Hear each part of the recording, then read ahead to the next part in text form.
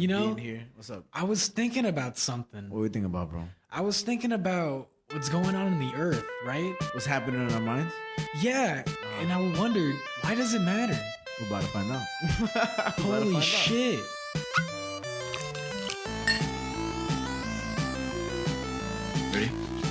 Ready? Just kidding. Welcome to Earth, Mind, and Matter. We said, fuck it, let's talk about albums. We said, let's talk about some movies and some fucking comics. This week in the universe, across the internet. So what's up, Javi? What's going on, Frankie? Yo, it's your boy, Javi Rodriguez here. Just letting you know, this is the disclaimer. This episode was recorded back in December. We couldn't get our shit together, and this time it's not a joke. It's for real. This is an oldie, but it's a goodie. Enjoy, guys. And we're back. We're back, and we're here. We weren't here before, and now we're here again, right? Oh my God. And so this is This is what is it again? How does it go? It's you got things that are happening on Earth. In our minds. And why it matters. Let's do that. Let's do that again. Fuck. All right. No, let's keep it. All right, we're keeping that shit. Fuck it. that. We lived through our mistakes. Welcome to the show, motherfuckers. I'm Frankie. I'm Javi. All right. And today we're gonna be talking about a couple of things. You know, just talk about a little bit of entertainment, world news, things that are happening and stuff. But once again, I ask you, Javi, how you doing? How's everything, bro? Yo, man, I'm all right. The weather, climate change is really right today. Yo, man, I just got back from Cali. You cannot see buildings, bro. There's so much smog over there, bro. I was wondering. I was like, why is there so much? Like, I can't see shit. In the sunniest place, not in the world, but pretty sunny. I'm waking up every day. I'm like, why the fuck is it so foggy? But smog, bro. I didn't know smog was such a big deal. I seen it through South Park, like smog episodes. Yeah, the smog episode. And they fucking sniff their own farts and shit. That's mad funny. But I looked it up. I googled it, right? And I was like, why is there so much? And it's definitely because of the air pollution and factories and cars and all that stuff. And I'm like, that sucks ass. So yeah, if you go to Cali, whatever. Good times though. Good times. California was fun. Nice. Yeah. But how other than that, how are you doing aside the climate change and stuff? I'm all right. Yeah. I'm all right. We had a good night last night. Had a nice game night. Yeah, man. Played a bunch of shit. Played Smash. Fucking Mario Party where your bitch ass won. I don't know why. Hey, listen. All I'm saying is that Luigi's name should be on the box. They're gonna consider it. Nintendo, if you're listening, come through the podcast. And yeah, bro. How are you, Frankie? I'm chilling. I'm having a good time. I'm happy to be back here. I was prepping to come back just because, I feel like no matter what I do in life, I procrastinate. I know a lot of people do. But bro, every time I try to prep for this show, I wait for the last 2 hours. But this time I actually prepped pretty well in terms of the A.M.C section, which if you forgot is album, movie, comics. There we go. So that's coming up later. I remember. My memory's getting better. And so yeah, I brought some weed back from California. That was nice. Fun. That was fun. I'll show you that later. Nice. And I used to be so scared to bring back shit from weed or anything. I'm such a pussy when it comes to TSA. But now it's legal. Yeah, bro. Now you can do whatever the fuck you want, man. I asked my friend. I was like, yo, can you bring stuff from Cali? Because he had gone. He was like, yeah, bro, I just brought it. I go, oh.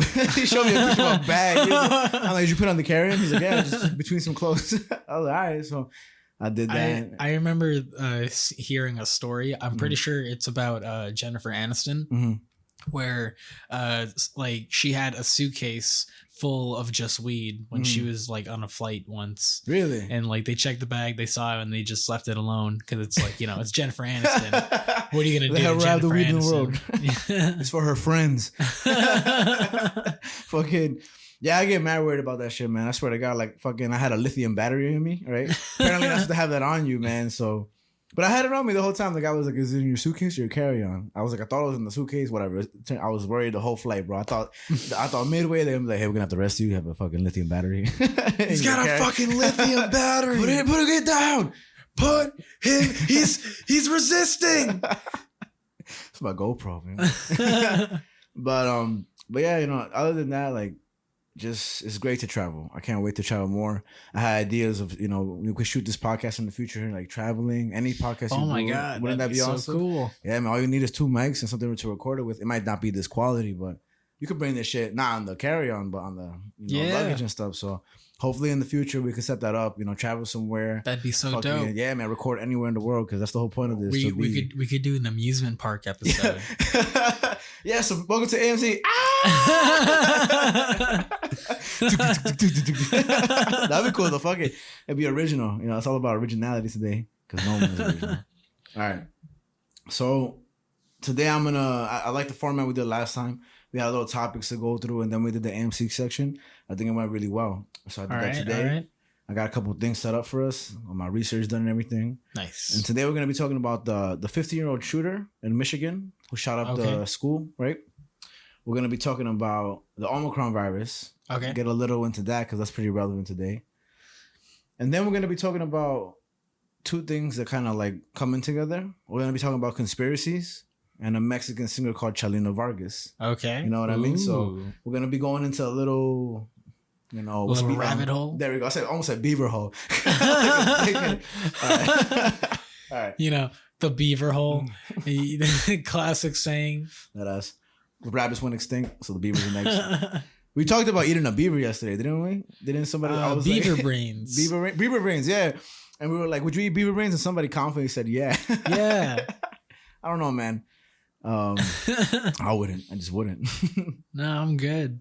All right, so I wanted to talk about the 15-year-old shooter because I feel like I don't want to. Because last week 2 weeks ago we talked about Rittenhouse, right? Yes. And I was a little still worked up because of the outcome of the case and da da da. But I felt like I kept my opinion pretty neutral. I felt like I didn't go on either end of what you would call like red or blue or gun control, no gun control. I kind of just looked at it how I took it in, like the whole case and everything. So I bring up this because I think with this case with the 15-year-old. It gets kind of complex of his age. I mean, he's still white. No surprise there.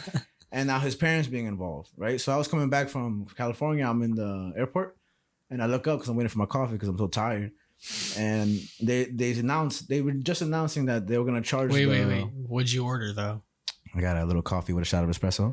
Nice. It was good, man. It was good. Woke me the fuck up. Shout out to LAX. So I look up and I see the parents are being charged for involuntary manslaughter, right? Because of what this kid did. And to get to the base of this, do you know what this kid did in Michigan? No, actually. Really? You haven't heard about this? It's been all over the fucking news. So I'm going to tell you more about it then. So it's a crazy ass kid. Not to be offensive or whatever. But he's a little, but he's 15 years old, right? His name is Ethan Crumble, right?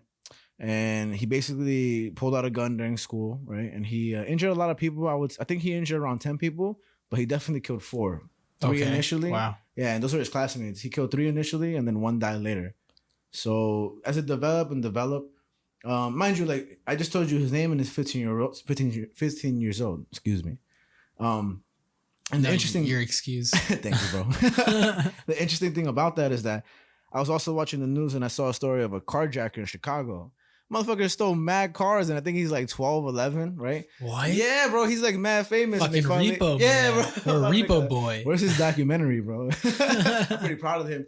Nah, I know you shouldn't encourage crime and stuff like that, but fucking man, like, but when he came up on the news, he was like a default character. Like he was shadowed out. So you could, and it was because they wanted to save his name because he was so young, right? But the reason we know this guy's name, 15 years old, I'm pretty sure is because he's being charged as an adult now. Okay. So now, at first, it just sounds like a pretty like basic mass shooting, which is sad to say. But in America, we're kind of used to those, right? Like, how many have we heard of at this point? But it gets interesting because now this kid apparently had like mental instability, right? It's at 15 years old, which is just like I would call it like a melting pot of his development and is also like psychological. Like I wouldn't call it issues, but like just entanglements of everything, right? Because you're 15 years old, so it's still a lot to. But obviously, a little still going through a lot. Yeah, exactly. So, but the school board and the teachers knew about him. They knew about like how his like mental health was, I would say, and everything. And during like the day of the shooting, he had a visit. He had to be escorted with his school board or like school like officers or whatever, and his parents. And they had a talk. And the reason being was that they found the drawing in his desk. Okay. And this was interesting because I saw two different things in the news. The first part, it just said that there was a gun and a teacher, right, with blood around it. It's a drawing, by the way. Okay. And that's about it. And then I saw some other video that got more specific. And I think this is more important. Because when you see like drawing like that, like it looks terrible, right? Oh, it also the drawing also said blood everywhere. Blood everywhere. So it was a dead person that was supposed to be the teacher. Blood, like literally blood drawn, and the words blood everywhere with the gun also drawn. So they found that. And before that, his father had given him a gun for Christmas or Thanksgiving because he bought it on Black Friday because Christmas has not happened yet. So basically, we got this kid. They found that drawing. And before he drew that drawing, he was gifted a gun. Then they had a talk with the student and the mom and the dad, and they had whatever. But that was the day of the shooting. And then they basically said like, oh no, like paraphrasing, of course, but they left and the child stayed in the school, right? This is the day of the shooting. What they also had found is that he Googled ammunition, like I don't know how to get whatever, but he was Googling ammunition. Okay. And when he got in trouble like for to that, order. Mm-hmm, yeah, Okay. or maybe to order, maybe something, but it was on his phone searching, you know, Okay. like while he has the gun and stuff. And that may have been also the reason like why they got called into school or like you know, like reprimanded. Sorry. And the mom responded to that like thing to the kid. She was like, "LOL, just don't get caught next time." You know. So, Wow. so now it's starting to make sense. Like he shot up a couple kids, and now these parents are getting charged. But you can kind of see a little because most people that shoot places up are gifted the guns, especially when there's younger children, right? So that was the initial like when I gave the surface or whatever like of info, right? But then I also learned what was on the note, and this made me a little more concerned because the way I saw him beforehand was just like, oh, another mass shooter, right? But on that same note, it also said this. It said, it's the drawing of the dead person, the blood. It said blood everywhere. But there was also something that said, the thoughts won't stop. Help. And there was a drawing of a laughing emoji below the body. Oh, wow. It's crazy, right? And then it also said, my life is useless. And the world is dead. Wow. So that's at intense. 15. At 15 years old, right? So like I even get chills saying that shit because I also think it's very interesting how when different news report it, what they include, right? Because that's like that's important. I think so, right? Yeah. In my opinion, I'm like, at first I kind of didn't care. And then when I read those things, I'm like, well, again, people don't want to let people get away with crimes because they think, what is it, the defense they use, insanity? Yeah. Or whatever. I feel like that's so much harder to use. Plea insanity, yeah. But I feel like, again, this is just the beginning of the whole case or whatever. But I see a very reasonable thing if he's drawing that by himself and there's no involvement of anybody else. It's just him. It's kind of like wild, right? And so then that day, kind of wild, Frankie. kind. Well, hold on. Did I hear that right? It's a little. It's all right. Could be crazy. I don't know if you've seen that video of the guy throwing the Molotov cocktail into the deli. That's wild. What? You ever seen that shit? No. Apparently, they got some beef. A motherfucker stepped outside the deli in New York City, lit a Molotov cocktail, and threw it into the deli. About to throw another one, and some random hero grabs his hand, and he drops the cocktail, and the deli owners walk away. That's some crazy. What? I wish I could show you the video right now. I would, but it's a little time consuming. I'll show you a little later though. That shit is crazy, bro. Oh my god. Crazy shit. I feel like we gotta link that to the future social. Definitely. We definitely will. Hell yeah, we'll do it. And we'll put a little commercial and shit. Maybe a little sponsor and everything. You know? If anybody wants to sponsor us. Please. Please. And so now all that's like the pretense to the shooting, right? So now the shooting happens. And it's made to the public. Now everybody knows that, there's been a shooting in Oxford, which is near Detroit in Michigan. All right. And now everybody knows. And during that, the mom texts the kid, Ethan Crumble. She texts him, Ethan, don't do it. So pretty sure she knew that it was him. Isn't that crazy, right? So What he had on him was a 9mm semi-automatic pistol, which is just a thing that goes pyong pyong, you know? Like, I know there's different things between a lot of guns and a lot of laws, but ultimately he had a murdering weapon. Right? I only like guns that go pew pew. The Star Wars, like pew pew pew. Yeah. But who was the character that I thought had a lightsaber? And when I said he had a lightsaber, you were like, oh, come on. Like, it has a blaster, I think so, instead. I think, Han Solo. This guy has a tattoo of a lightsaber on his arm, right? So that just goes to show that he likes Star Wars just a little bit, you know? Just a little. I remember one time I was like, he said, oh, it's going to be Han Solo for like Halloween. Yeah. Right? And I was like, oh, bro, you're going to have the lightsaber? And he was like, bro, what? It's like, come on, man. It's a blaster, bro. My bad, bro. My bad. A.M.C. I haven't seen that shit. But basically, during that meeting that they had of when they found out the no and all that stuff, the parents never mentioned that he had a gun or access to a gun. Oh, it's interesting, right? So maybe like they should mention that, and maybe they should have taken away that gun. But no, nothing happened, and yeah. So this is also very interesting to me. In the article that I was reading, I think the local police said this or somebody. Okay, they were like, you can't even mention any sort of like that you're gonna do a crime in an airport. Like if you do. Like if you're like, oh, I might just blow this plane up. What? Like if you were to say, this motherfucker's crazy. Hey, I feel like blowing up a plane. Get on the ground. He has a lithium battery and 30 thoughts. That's like in the Dark Knight Returns. Oh, is that when the guy falls off the plane? They blow the plane, they hijack the plane. Yeah. That's a good movie. I like the first one better though, I won't lie. You like the first one? The Dark Knight? Oh, okay. I thought you meant Batman Begins. I like Batman Begins. Is that with the Sandman or something like that? No. What's the guy with the bag? Scarecrow. Yeah, I like that one too. That was pretty good. Dark Knight is definitely like up there, like just in modern times. But when I watched Batman Begins, because I seen that after everything, I was like, let me check it out for like an old movie. I was genuinely impressed, bro. That still holds up. I watched it like a few months ago. Yeah. Actually, still holds up. And it's pretty like scary too. Like with what's that guy's name with the thing? Scarecrow, you said, right? It's pretty scary. Like in terms of movie for like superheroes and stuff like that. I was like, damn, bro, chill. Too spooky. And so they were like, you can't even mention anything close to like murdering in the airport because you'll get arrested or you'll get at least questioned, right? Yeah. They were like, so him doing that in the school. But then I was like, well, he's also a child. Right, and I feel kids like say the wildest things. They do. They do. Cartwheel. Yo, if you want to get away with cancel culture, at least through text, say the craziest shit, or maybe in person too. Say text the craziest shit, and you either put the laughing emoji or just do a cartwheel right afterwards. Who can do you wrong after that? You cartwheel away. That's all you got to do. Just cartwheel away from your problems. That's what it is. Mexicans taking our jobs. Cartwheel. Cartwheel. All right, he cartwheeled, man. I guess he's just playing around.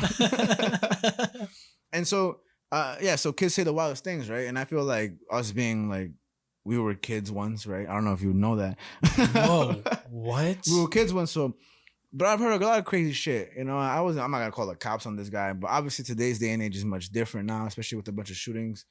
So I don't think that comparison held up. I kind of thought that comparison was kind of weak, right? And in a way, I kind of find myself kind of like seeing this needing to be a case in a court. Like I see it being like, because the parents pled not guilty. And isn't that interesting, right? And I feel like with the mental instability and all that stuff, I feel like there's a chance for these parents to like either get away with it or at least like get less jail time for a different charge, you know? And I feel like the kid's definitely going to go to jail. But I mean, I'm not surprised by any outcome of any case, you know? Yeah. You know, Rittenhouse is one thing, but it's also been like, imagine Derek Chauvin who put his knee on George Floyd's neck. Imagine he got off. You know, it's a sad world because up until he was deemed guilty, everybody was scared, you know, or like worried. Either side you were on, it wasn't an indefinite thing because, I mean, you just never know. Like Rittenhouse, like, come on, bro. And everyone was in anticipation. Exactly, and that's the sad thing about like court cases because you just it's never a definite answer afterward. You have to wait until the last moment.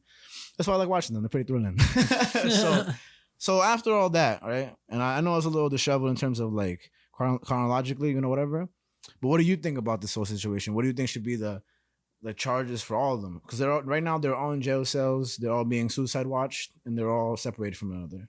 And the last information I'll tell you is the parents were found hiding in an art exhibit that the owner of the art exhibit didn't allow them into. So that's how they were caught. They were on the run, technically. And then when they were the shooting happened? After the shooting happened? Yeah. And so they said they weren't running, but bro, they were.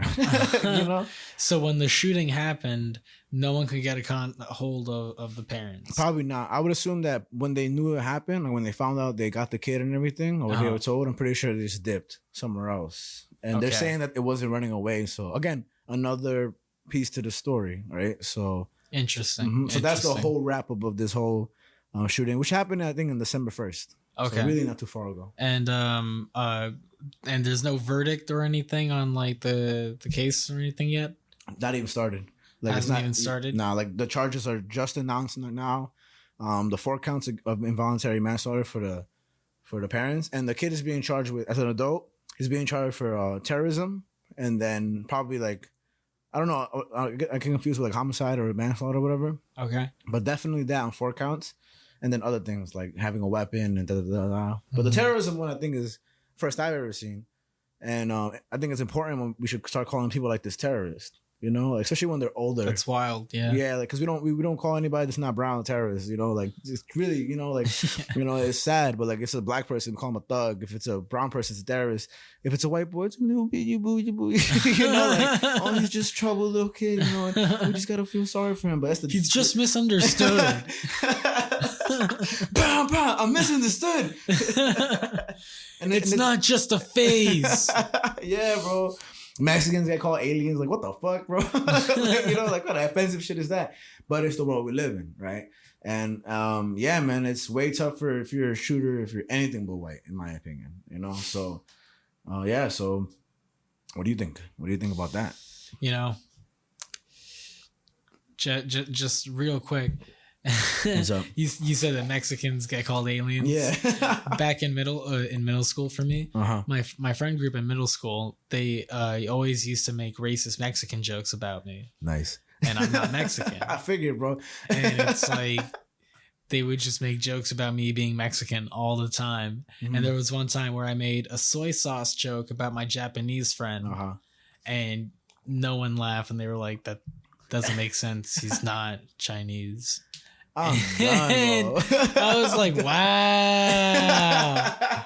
They were like, yo, be offensive and all, but just be correct. But that's not true. Don't Japanese people eat shit with soy sauce? I had sushi the other day, I ate it with soy sauce. Yeah. Am I ignorant?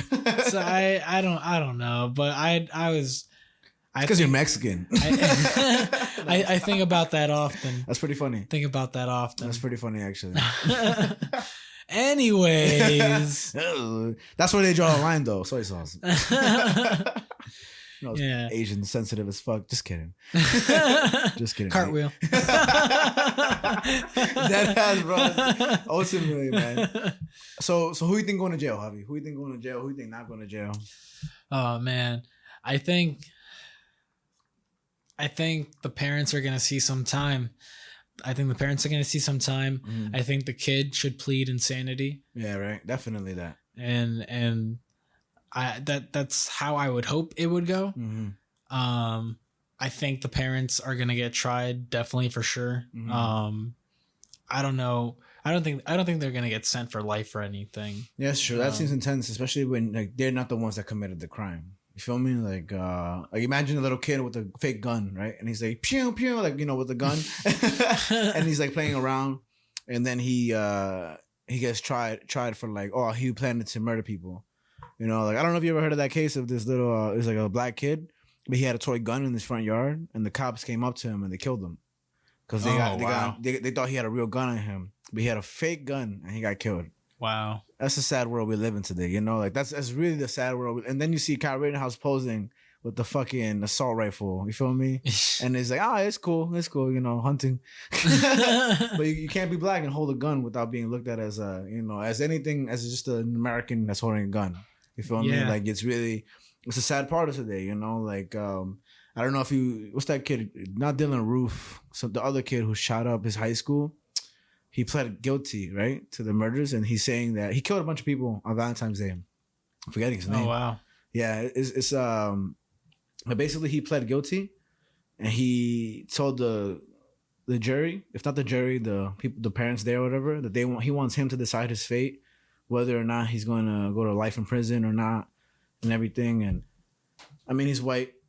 And the interesting thing I thought about that was that his name is what is his name? This kid right here. But he came up to the podium, and he was wearing like big glasses, and he was like has a sad face. And I mean, I don't know, man. I kind of just think like, why'd you do that? Like, why'd you kill? Why'd you do it in the first place? Yeah, bro. Like, ultimately, like, bro, like, that's a crazy intense scene for you to just. And then Dylan Roof doesn't want the death sentence, and it's, you know who Dylan Roof is, right? I think the kid who shot up the church.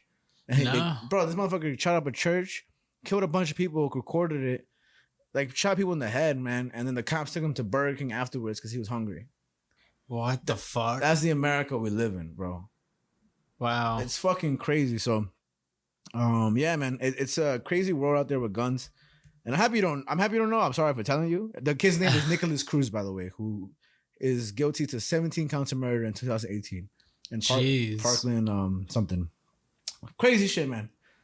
On Valentine's Day 2018. Yeah, so I'm surprised you don't know about this shit. But yeah, I've always found these things interesting because I think it really is the build up to how we're going to be later on with guns in the future and stuff. Like, it really isn't a big topic to me. I feel like, especially being from New York City, we're kind of not even allowed to like use a gun, but there's plenty of guns out there, you know? Yeah.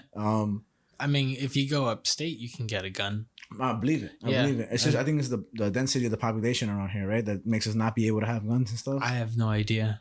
I couldn't tell you. I mean, like, I'm surprised gun laws haven't become stricter already. Like, it's kind of surprising that things like this are still happening. Yeah, and especially in the hands of such young people, where it's like, what the hell? Like I don't think it's that hard to just say, hey, kids shouldn't have guns.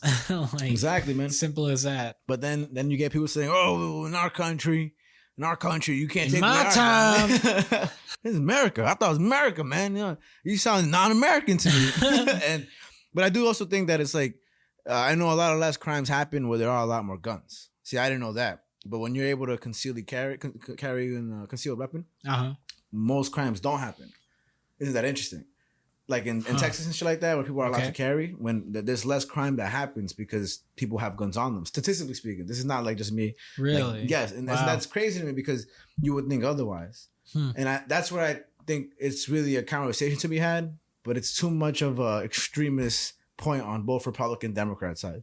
One wants to demonize guns in all sorts of manners, and one wants to say, hey, bro, everybody should have guns no matter what, at any age, at any circumstance, right? Yeah. But I really think it comes down to the point where, like, I mean, if responsible people are holding onto guns, I think it matters, right? I think when they wanted to give teachers guns, it's kind of ridiculous, right? Because, like, I don't think a teacher should have a gun in the classroom just in case. Like, what if one day, like, I think there's a pilot who one time crashed into a mountain with a bunch of people on the plane because he was going through some shit. He locked himself in the bathroom. What the fuck? Yeah, this has definitely happened. I'm sorry I'm loose with the wordings and the storytelling, but definitely there's a pilot. Should be sorry. Apologize, man. But he was just not feeling good that day, and he locked himself in the bathroom, and everybody just crashed to a mountain and died. Oh my god! Imagine the teacher who has a gun, who's having a bad day, and just like this. Like it's so for me, like I would think that if a teacher had military experience, is very young, and that the laws are very strict, they could have a gun like sealed away somewhere just in case there is a shooting. But I don't think it's fair to make teachers have to also learn how to shoot a gun responsibly. And not even like, okay, you have to shoot a gun really well to be around kids with a gun. Like, what do you think? But say if the whole school had all militaristic background of teachers, right? So like hold guns or put it away. Like if there's a mass shooting, it's above the board and, hidden and stuff like that. Like I think something along the lines could be good, especially with the consistent rate that school shootings are happening. But it's still like, that's such a specific set list of rules that people were just, no guns in the classroom, no this in the classroom. We have officers walking around with guns in the colleges. But like, come on, bro. Like, but it's just so many little things to talk about with that, and people get upset. So I don't know. I mean, I don't personally like guns that much either. you know, but I think I think a little necessary, or at the very least regularly necessary. I mean, like, you know, in the hands of like police and things like that, and whatever the case is, like, or even the police be killing a lot of people. I mean, that is true. I like, in an ideal world, yeah, you're right. Like, trained people and people that are ready to like actually protect the peace and whatnot, and have like a weapon on them, like, because even in a school, like, I remember in our high school we had like security and whatever. Didn't they have guns? I did, and I remember one day. It's very interesting to say that. I remember one day they had metal detectors. It wasn't all the time. Oh, I hated when they used to do that. It's so random too. It was so random, and I remember everybody was worried about like bringing their phones or this or that, right? But what I remember from that day is that we had metal detectors. A lot of schools had metal detectors, and we didn't have it often. But when we did, you know, I went through it. It was a regular day of school. We were very young, you know, obviously compared to like now or like older than we were. And I just remember that day, like they patted me down, right? And of course, like, you know, like I think stop and frisk is terrible. I think all those things are dumb, racist, and all that stuff.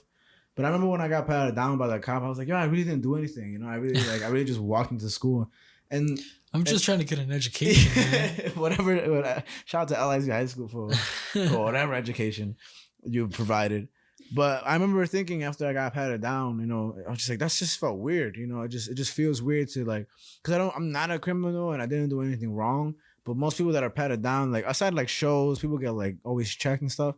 But I was like, that shouldn't be a process in a person's day going to school. Yeah. You know what I mean? Like you shouldn't have to be walking through metal detectors and like there's a chance that somebody might have a gun or a knife, right? Because I don't know how hefty I'm saying this in terms of like background knowledge, but I know when you get handcuffed, there's a certain like psychological twist that occurs in your head, especially when it's done by someone of authority. Right? Interesting. Yeah. So it's not just like you go to jail and then you're mentally like sidetracked. No, like the second like somebody who you're supposed to trust, aka the police, right? So, aka like say you were just around a couple bad seeds and then you have to get handcuffed also, right? And then you're taken into the car, like you're put through that system, right? And that whole time you're like, so now I'm a bad guy, because if you're a murderer or someone that used to sell like a eighth. You got those handcuffs put on you. You feel me? Yeah. I think that's what the controversy is that people don't realize. That like once somebody of authority does that to you and puts you in the car and processes you and all that stuff, when you're out, even if you didn't go to jail, even if you just got scared for a ticket or something, it changes the way you look at the world, especially authoritarian figures, right? And it goes back to like Rikers Island. And if you're just somebody who sells a little bit of weed or did something else or like whatever, and you're paired with like a murderer. And it's like, whoa, what the fuck? Like, me and him are being under the same light, or me and her are being in the same light. That's kind of intense. Yeah. And I that's why always, like, from that moment I got patted down to the future when I studied a little bit of psych, I've always thought that like being handcuffed is a huge thing you should not do to people. I personally know a friend, me and him were smoking weed one day, and he got handcuffed for smoking weed at the piers. And mind you, it's the piers. That's the worst. It's the worst because the piers is like right here, like all the way in the water, and the road is maybe like a block away. So he had to be walked to the car in handcuffs by two cops, you know, for smoking a joint. And it's crazy because he speaks English and the cops started speaking in Spanish, you know. And I don't care if it was a nice thing for her to do. Like, don't put the motherfucker in handcuffs. You feel me? Like, that's just a terrible thing to do. And I'm sure he lives with that all the time and is a little more like weary of like, you know, cops. Yeah, but now you can smoke weed wherever the fuck you want, you know. And it's just like, how dumb was that? You get me? So, yeah, bro. Struck a nerve, okay. But yeah. and it's just real like faults to society, how it functions in terms of like accountability and stuff like that and whatever. But, you know? Yeah, I think, oh man, it's such a difficult thing because it's like, I mean, because personally for myself, I don't like guns. And it's like, to me, in an ideal world, I wish we had a way where it's like we could just not have guns and like have some alternative, like, or whatever. But it's like that's probably impossible. Yeah, and it's like, so it's upsetting that like the people that we are supposed to trust, like the police, can be so messy, you know? With that. And And so in a situation like this, where it's like you've already brought it up, where it's like the anticipation that people have, like watching these court cases and whatnot, of like it can really go either way of like, oh, are they going to be found innocent or guilty? When it's like things can be so black and white, like in a certain light, where it's like in this certain light, the parents should be found guilty. Yeah. And the kid should ideally like prove or go for insanity. Yeah. And even then, like, will he go to jail? You know, like, do you jail insane people? Quote unquote insane people. I think you just go to an asylum or something like that, right? Yeah. But is it not every shooter insane in terms of society? I mean, like no, there's a difference because like what this kid is going, like what it seems like what this kid is going through is more mental and where it's having thoughts and things like that. And whatever the case is, like he could be schizophrenic or something like that. And then there are other people that aren't schizophrenic and who just have bad intentions. That's what I mean though, like the bad intentions part, right? Like to be able to do that. Like I won't say insane in terms of like non-functioning brain, but I mean more of insane in terms of like outliers of society that are able to really do terrible things. Right? I mean, anyone can try and like plead for insanity, but it's like not gonna work, right? You get to kind of prove it. Yeah. And like you get seen by like a psychiatrist and things like that, whenever the case is. Because like surgeons are insane. Like, you know, like they're very, and I know that sounds like very like, you know, oh man, hippie, but like, you know, like you cut somebody open, right? You're allowed to do that. You're allowed to cut somebody open and go inside them and, you know, and it's like, whoa, what the fuck? Like, that's your job, bro? Like, yeah, I'm legally allowed to open you up and look at your organs and poke through them and give fix it a little you. kiss. Yeah. Give it a little sniff, you know what I mean? But that's where I'm going with that. Like, you're right. You're absolutely right. Like, they're the ones that with bad intent that are clearly functioning correctly, like, and they did that out of malice, you know, go to jail. You have to. We just got to find you guilty, you know? But yeah, I think that note is his, like, respectfully, his get out of jail free card, in my opinion. Like, yeah. But wow, bro. I mean, think about it. Like, what if that note didn't exist? Like, he would have never been talked to. It wouldn't be interesting. It would just be a shooter. I mean, he would probably still get talked to. I would imagine they try and check for insanity for all of these shooters. Like, no doubt. Oh, you're right. Regardless, right? They probably check. But that note is a real like key factor in everything. Yeah, you know? it is. Yeah. Wow. Crazy Pretty shit. wild. Pretty wild shit, and bro. Where did this happen again? Near Michigan. It's a town called, I'll tell you right now, Oxford, Michigan. Oxford, Michigan. Yeah, 15 years old. Happened in December 1st, if I'm not mistaken, or somewhere close to that. And yeah, so. Yeah. I love the Oxford comma. The Oxford what? Oxford comma. Comma? What do you mean? I don't know what that is. Oh, I'm about to knowledge you, boy. Knowledge me, man. What's up? The Oxford comma. So you know when you list things, you have to put a comma after every like thing you do. So and then you have to put an and at the last thing you list. Mm-hmm. So the Oxford comma is when you put a comma before the and. Oh, some people don't do that. Some people like it without the comma, right? Yeah. Oh. And I love the Oxford comma. So I always put down that comma every goddamn time. The world, this is my brain right now. Earth, Mind, and Matter has that fucking Oxford comma. You know what matters? I don't give a fuck. You know what matters in Earth, in our minds, and why it matters? Oxford commas. Like Oxford motherfucking comma. That's funny, man. All right. Well, aside from the depressing 15-year-old who's probably gonna get out of jail or be insane, the Omicron virus, right? Yo. So Transformers, roll out. I was looking into this. And at first I was going to bring it up because, you know, then I was like, oh, we're just going to talk about boosters and vaccines, Fauci. But I was like, it's so relevant right now. It's so like, and the reason I really brought it up happening right now. It's happening now. I got a headline. I got a headline today that that said from the New York Times of like, Omicron is here. Should you cancel your plans? I'm done. Like your travel plans. Yeah. I mean, fuck. I heard a lot of people had to. I know one thing is the travel restrictions that are like always, you know, fluctuating. And one of the things that are happening now is that if you're showing up to New York City, you have to show a negative COVID test, I think a day before.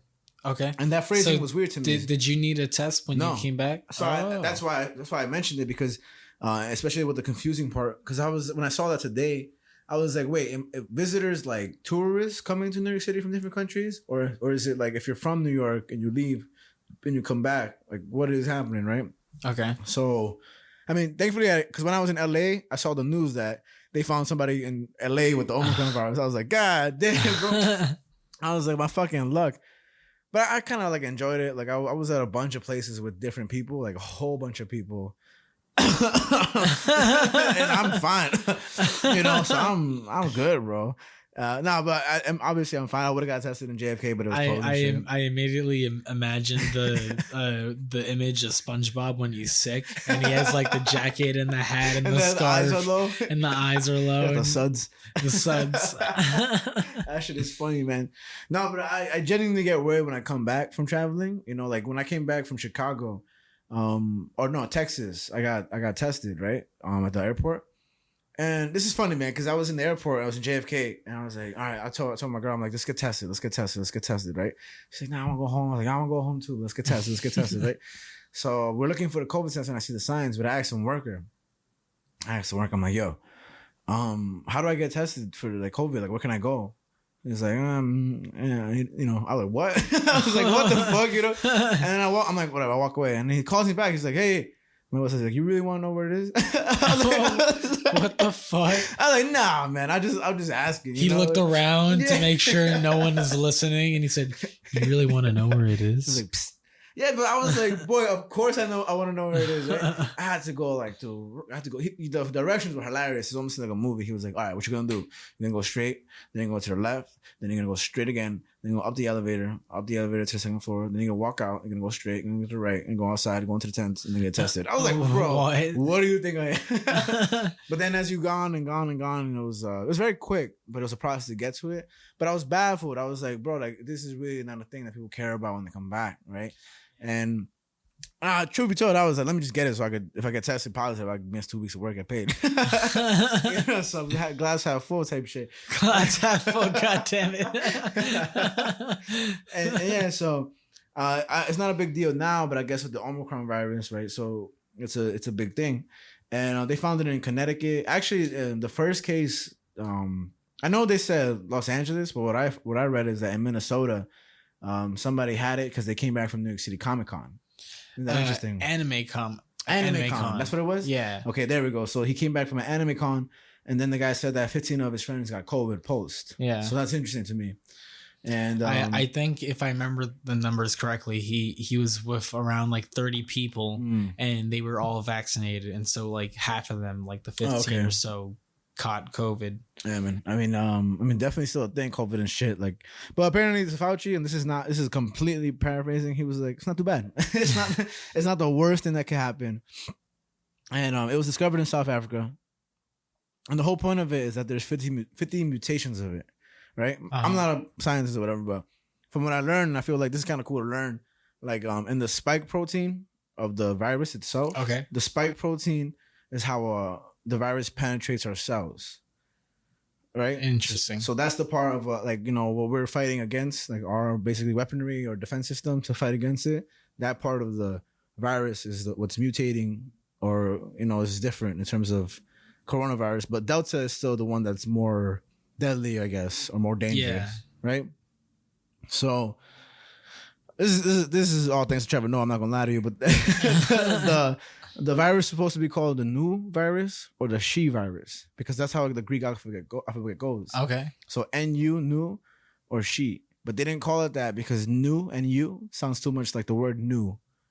And she was too common of a last name.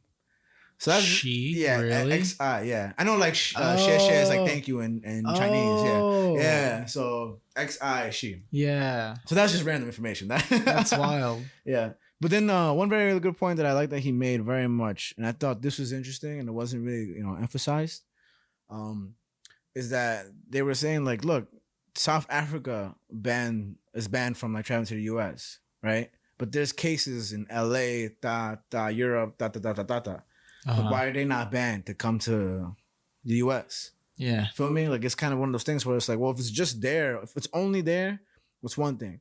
But you're gonna ban one country and it's a whole bunch of places, And he said, I like this point very much. He said, well, what's to stop a country from telling you about details if you're just gonna ban them? You get me? It's like, Okay. why would, say Sweden, like random, they got the booga virus, whatever, right? That's some new crazy shit. They're like, well, hey man, it's holiday season right now, and let's just keep this on the map until February. You know, because we don't want to lose our income from money. Like people come to Sweden for some reason, the chocolate, you know, and Oof. you get me? I want some chocolate now. Some Swiss chocolate, bro. And I thought that was a really good point. You know, I thought that was a really good, like, you know, and back to the guns real quick. I think we should always be able to fight against the government in some way or form. I think that's just fair, right? Fight the law. Fight the law, man. I didn't shoot the sheriff. No, I shot the sheriff, but I didn't shoot the deputy. I think that's Bob Marley. Yes, sir. It is, right? And so that's just random, my bad. But with the point of like travel bans and stuff like that, all that, I think it's very interesting. And I think it's also very silly, man. I know a lot of people that have traveled that are supposed to get tested and like vaccines and they don't. I on the plane didn't ask for no vaccination proof or anything. Really? Nobody, Wow. not one person asked. The only person that asked for vaccination proof was like a couple restaurants in LA. Not everybody did. Oh, And, wow. Yeah, bro, it's very, very You know, interesting. You know? when my brother was here for Thanksgiving break, it was so funny because we went to watch a new Ghostbuster movie in theaters. How was that movie? I never asked you. How It was was pretty good. Nice. It's pretty good. Nice, cool. Yeah, it's definitely like more for like kids, I'd say. Okay. But it's pretty good. It Awesome. like it really builds off of. It's kind of like a rehash of the first one, to be honest. Okay. But it works. Yeah. No, I'm excited, man. I feel like that remake with the woman cast was just forced.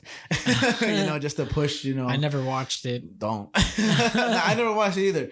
And it's not to be offensive or nothing. Like I didn't watch it because I just You're didn't offending me.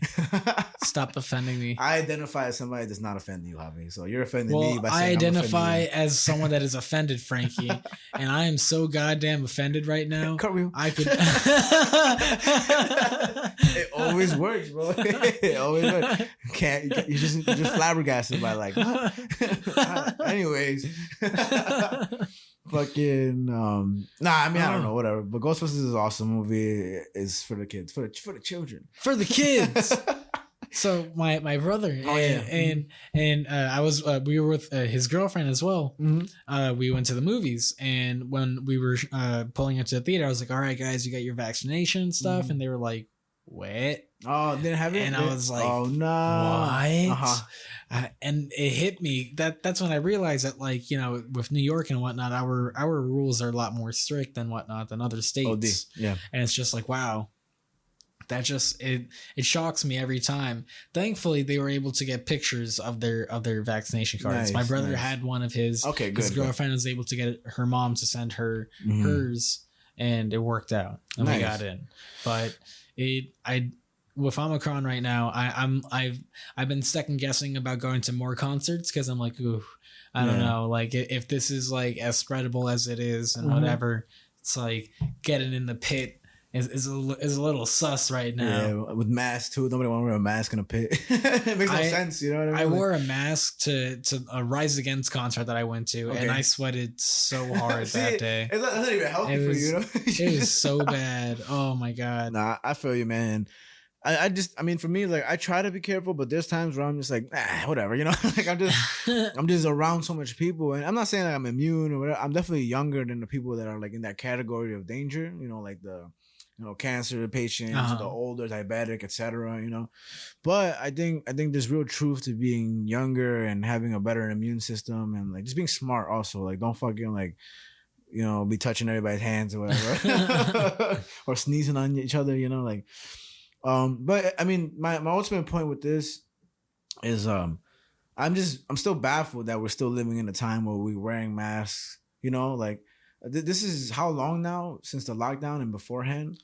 You know? We're nearing 2 years. March will be 2 years when lockdown happened. That's fucking crazy, man. And to me, it's like we literally shifted to a new, what's that word? Like I don't want to say a generation, but era. Right? Yeah. There's a new era now, and like there will be a day, if there's ever a day, for like us to not wear masks anymore. But I don't think that's gonna be till like 5 years or whatever or more, you know, because there's no pace of slowing down at this point. Like, it's just constant development of this virus or that virus. And it's like, I believe it, man. I'm not saying it's not real. I know people that have passed from it, you know. Well, I guess I don't know them more, you know. but it's still baffling. I feel like we don't address it enough as people. Like, we're so adaptable, which is human of us. I mean, the numbers have gone up in New York and whatnot. We're back to like 10,000 cases a day, and it's like, it's getting cold and shit, so people are getting sicker and everything. Yeah, and it's just like, it's not really getting talked about on the news. It's like, everyone's talking about Omicron, but no one's really talking about the fact that like the numbers have gone up. Yeah.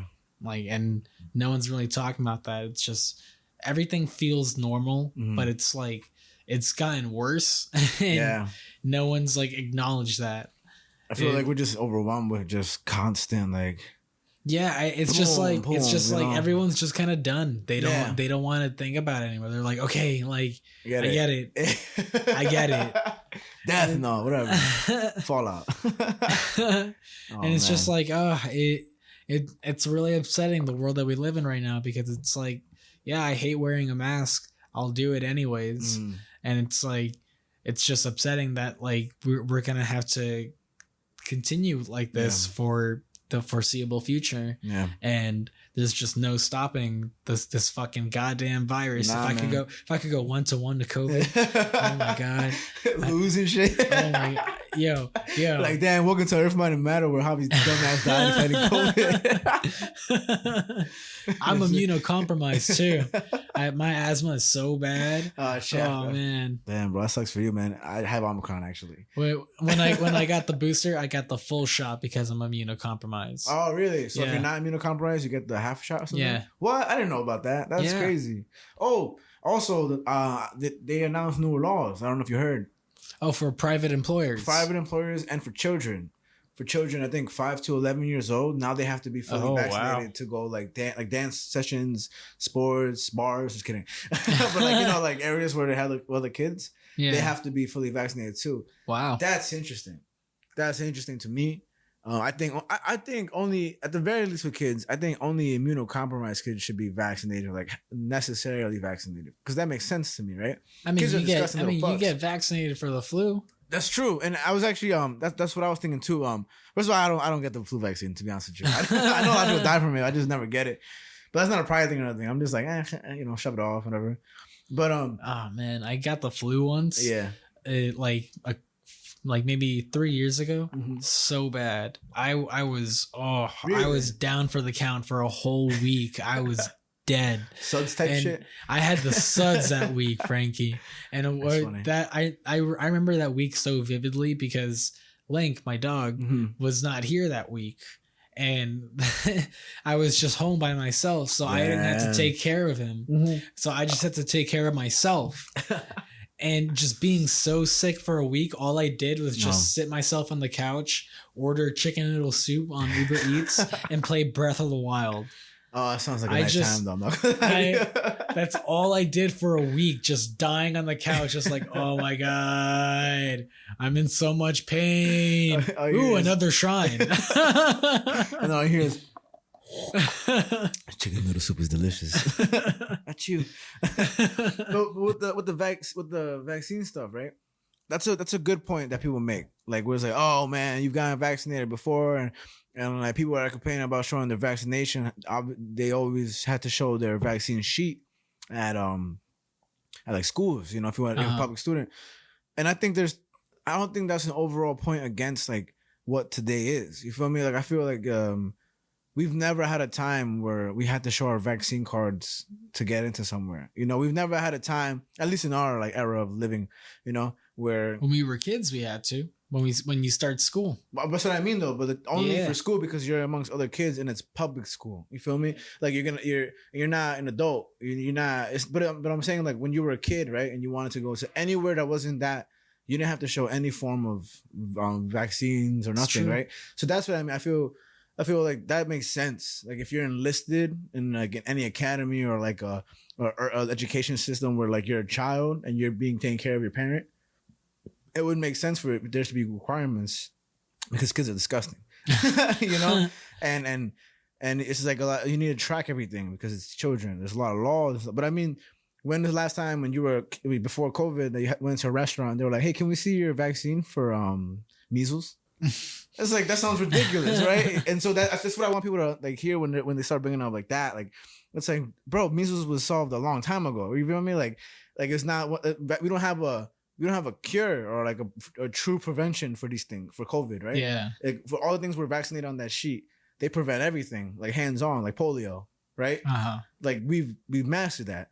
We haven't mastered COVID. we haven't mastered COVID, right? So to me, I'm not kind of making either side, but I'm kind of saying like, you really comparing measles to COVID. You know what I mean? Like, look at yourself, you know, like, and then it comes down to the grit of like, people just love to argue. You know, It's like, why is there an anti-vax thing? Like, why are you making this red and blue again? Like, why are you making this? Like COVID has become so political. It's like, it's frustrating. It's ridiculous, right? It's like we can't have conversations anymore. And we shun anti-vaxxers like if they're like racists, you know? Yeah, we're probably getting called snowflakes right now. You pussies! You fucking pussies! Opens a fucking blue ribbon. Blue ribbon. Ah, man. Pew. You know? But it's true, man. I just think that like, if people can't slow down, and I feel like, I always think this today, especially, that we're yelling more than we're talking, you know? And I think it's kind of disappointing. I'm louder. Hence, I'm correct. I'm louder. That means I'm louder. That's today. I'm bro. louder. 2021. All these pussies. But at the end of the day, I really like COVID is COVID. It's not going nowhere, and that just saddens me the most. Because I don't even know what a world is without showing a vaccine card. COVID kicked up its feet and said, I ain't going nowhere. It's basically COVID is on the flu week that you had. Just plain Breath of the Wild, chicken noodle soup. It's like it's like when your friend loses their job and their house and they're like, can I stay over for a bit until I get back on my feet? It'll just be a couple days. 3 years later. Yeah. That's what's happened. We went into lockdown and said that this will just be like a month. I remember, until summer. Oh, man, I can't believe the lockdown, bro. But I played so much video games. I had such a good time playing video games. So moving on. You know, I like this theme that we're building right now of left and right because, you know, go into the A.M.C section. Yes, sir. We're almost there. That's why I kind of like had it like this. Scan there. My next topic is going to be conspiracies. Okay. Right? Okay. And I feel like this is such a broad subject, and I try to really look into it. And again, I found myself going down this huge rabbit hole of like, beaver hole. Yeah, beaver hole. That if I keep trying to like look into this, I'm never gonna be able to fucking like go to your house and like shoot. You feel me? Like or never. So I was like, let me just, you know. And now that we're shooting, like I wanted to ask you, like, what conspiracies do you know? Like, what do you think of? And I'm sure one of the main ones is JFK being assassinated. That's like an automatic. Yeah. Everybody thinks about that, right? And it's still very interesting. The assassination of Kennedy, like the bullet, the range, all that stuff. Like it's very weird. And but what are some conspiracies you've heard of before?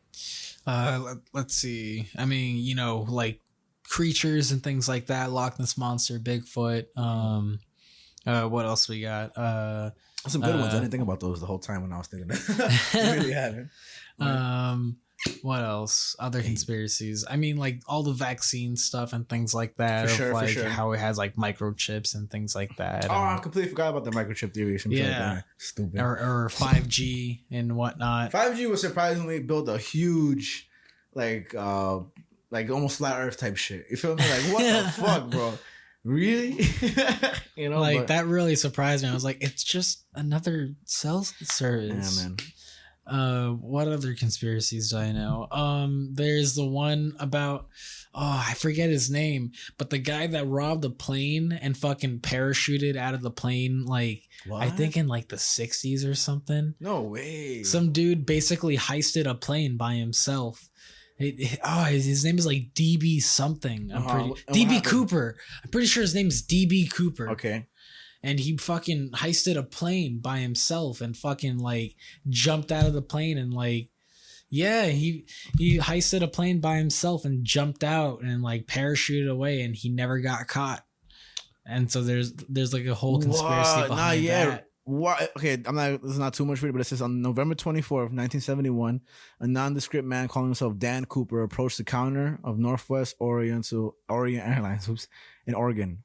He used cash to buy a one-way ticket on Flight 305 bound for Seattle. Thus began one of the greatest unsolved mysteries in FBI history.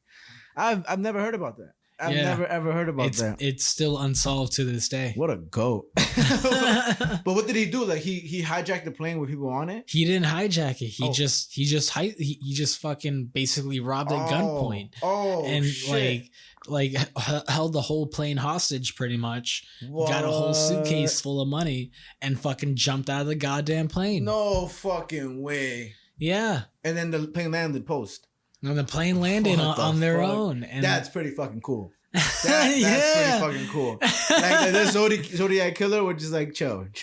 But that's fucking cool. That's man. Another one. That's another one for sure. But it's not. It's a real thing. It's like, it's not a conspiracy if it's like actual. Well, the Zodiac Killer is a conspiracy theory because no one knows who he is. So therefore, you can't call it truth yet, right? Yeah, and there's so many theories as to who it can be and stuff, and all that kind of shit, and whatever the case is. Interesting. There's a whole theory that it's multiple people and things like that, and whatever the case is. For sure. Holy fuck, man. That's so cool. And man, I love listening to conspiracies. I do have a lot of friends that are that really think they're true. And it comes down from like cloning, like some celebrities supposedly have clones when they speak out against the government. Oh, Walt Disney. That's another conspiracy. Oh, the freezing himself and stuff like that? Oh, maybe. I don't know, man. I mean, he's probably dead as fuck right now. That I do believe, because it must be hard as fuck to keep somebody alive that long. But shit, man, if he's alive, he's still racist. Yo, Walt Disney, come to the show. Hit us up, call us on 888.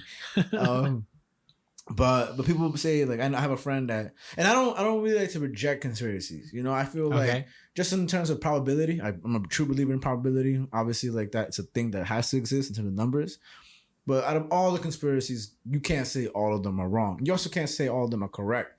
But you know what I'm trying to say? Like there has to be a couple that are like spot on. I think of if I'm not mistaken, the NSA when they were caught like listening in on our cell phones and stuff. Oh, like Snowden and all that stuff. Yeah, I mean, come on, bro. Like that could have been a conspiracy, and now it's completely true.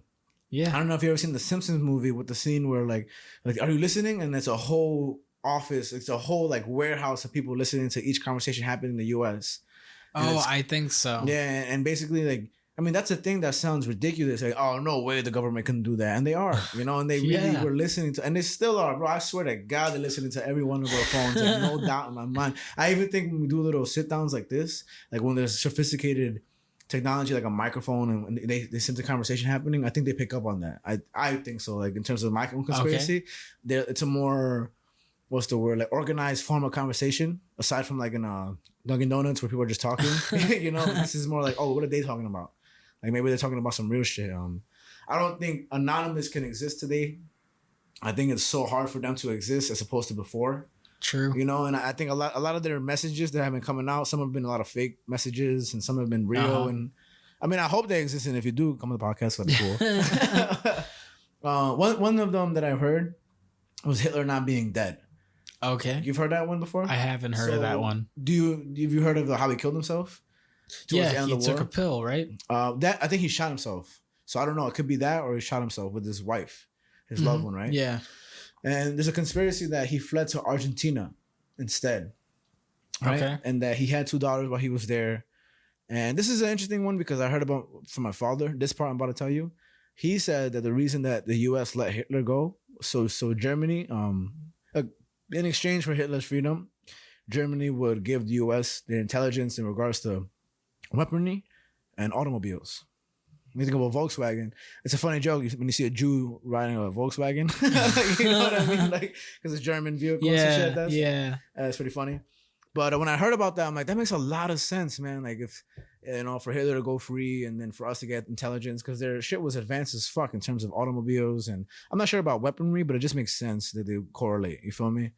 And that's one of those theories where I'm just like, wow, that's just crazy, because Hitler was a interesting motherfucker.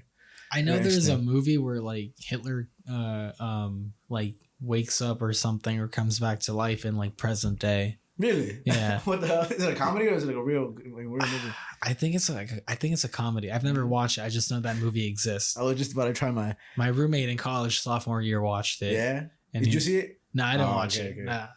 I was about to try a terrible German accent, and I was like, "Let me not, bro. Let me not, because I will butcher that shit." You know, it's my favorite German word. Schnitzel. Wolfenstein. I love the Wolfenstein games. I like the little pause in between. Wolfenstein. Oh, I like Das Boot. And Das Boot. Das Boot. Das Boot. I love Glorious Bastards. That's a great fucking movie. Kill some natches. But what does he say in that one scene?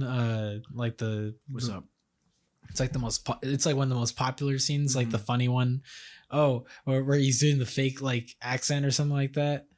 Brad Pitt. Oh, he's doing the fake accent of Hitler. Or like he's doing like a fake accent of something. He's like, I forget it, but I do think Brad Pitt did amazingly in that movie. Yeah, like, there's a lot of movies he does good in, but that movie in particular was just really fucking just fun. I think my favorite part about that movie is not the A.M.C. part, but my favorite part about that movie is how different it was from regular like Hitler movies. Like I've seen Valkyrie when I was younger. I was way too young to appreciate that movie. I haven't seen it now, so I don't know what I'm talking about. But it was like Tom Cruise and everything. Me and my friend Tim saw it. We were like, "That's just boring." And when Glorious Bastards, obviously, is not historically accurate, but it just brings you a lot of attention to how intense that time can be. Yeah. One of my favorite scenes. You're gonna know the actor. I forget it. The one that's like Shoshana. The blonde hair guy. Oh, you know what I'm talking about. The blonde hair guy. Yeah. Oh, you lost me. Well, basically, he's been in a lot of movies. He's been in Django. He's been in Glorious Bastards. Blonde hair guy. I'll tell you right now, bro. Oh man, I thought you were talking about like the German Leo? guy. Who? I thought you were talking about the German guy, like Christopher Waltz. Christoph Waltz. Christoph Waltz. Yeah, I thought it was Christopher Waltz is the other guy. With the, you know what I'm talking about? Yeah, that talks like it talks this. like this. He's like, and then I put it in my ass. That's always funny. Pulp Fiction. He's in Pulp Fiction. You ever seen that scene in Pulp Fiction? Where he's like, and they gave me the watch, and then I put it in my ass. Anyway, Christoph Waltz. That's his name. Okay, so you were talking about the same guy. Yeah, and he's the one that's like basically Hitler's like right hand man for security, right? And one of my favorite scenes, I wish we could play it right here and people could see. And I like the opening scene. No, actually, I do love that scene. But my favorite scene is when him and Shoshana are discussing in the like the fancy restaurant, and then he asks for dessert, and he asks for the whipped cream on it, and he puts it onto the thing, and he starts eating it. And it's just how he goes about it. He smokes his cigarette and he's like, "Do you like the cream?" And because it's so delicious. Like, ooh. I don't know. It's just so weird, Because then he gets serious and he goes, smashes his hand on the thing and everything just is so awkward. But I love this scene, and I love when people smoke in scenes. So if you ever watch that movie, watch the scene where he puts cream on his like pastry with a little espresso coffee. Okay. Such an interesting scene. I'm a weirdo, but I love that scene. And yeah, I mean, it just makes something like Hitler interesting. Even though he's already a conspiracy theory I believe in? What's up? That Quentin Tarantino loves feet. I've heard about that. One of my favorite things that he does in movies is has women's feet dirty. They're never clean in those movies. Like, well, not I won't say never, but in a lot of his movies, the feet of the women are always dirty in the bottom. I don't know why I like that. I think that's really fucking... Shows that they do shit. Yeah, facts. Women do shit, man. Ever heard of it? Fucking who's the guy in Pulp Fiction? Not Bruce Willis. It's something else, right? It's Samuel Jackson. No, it's the white guy. But John Travolta. No, I think it is Bruce Willis actually. I just always confuse him with Vin Diesel. But two bald motherfuckers. Yeah, basically. Same shit. Bruce Willis, Vin Diesel, Bruce Willie. Me and him are on a first name basis. And he's with his girlfriend on one of the scenes laying down. I won't look into it. All I know is it's a beautiful scene too. When him and his girlfriend are about to flee, because he just murdered the guy in the basement. All right, this is getting sidetracked. Let's move on to the conspiracy. I was about to go down a rabbit hole, bro. OD. I was like, I saw myself, I caught myself. I'm like, but then there's another conspiracy. That's honestly, we should call these little like these little movie segments like the rabbit hole. The rabbit hole would be dope. That'd be awesome. Actually, we could add that on. Just fucking whatever that comes to mind. Hell yeah. That's it. That was a nice little trip down the rabbit hole there. I like that. We'll definitely do that for the future. Or you know what? What's up? The beaver hole. The beaver hole. Let's do the beaver hole. Let's do the beaver hole. Yeah. I like that. And then we could shorten it called the bee hole. I was gonna say the beeve hole, but okay. For all the fans, bee hole. All right. So the second conspiracy, I guess, is more of like just false claim, but Obama being Muslim and born in Kenya, because that has a lot to do with the A.M.C section later we're going to talk about, right? Well, not a lot, but just a little. A little right? bit, yeah.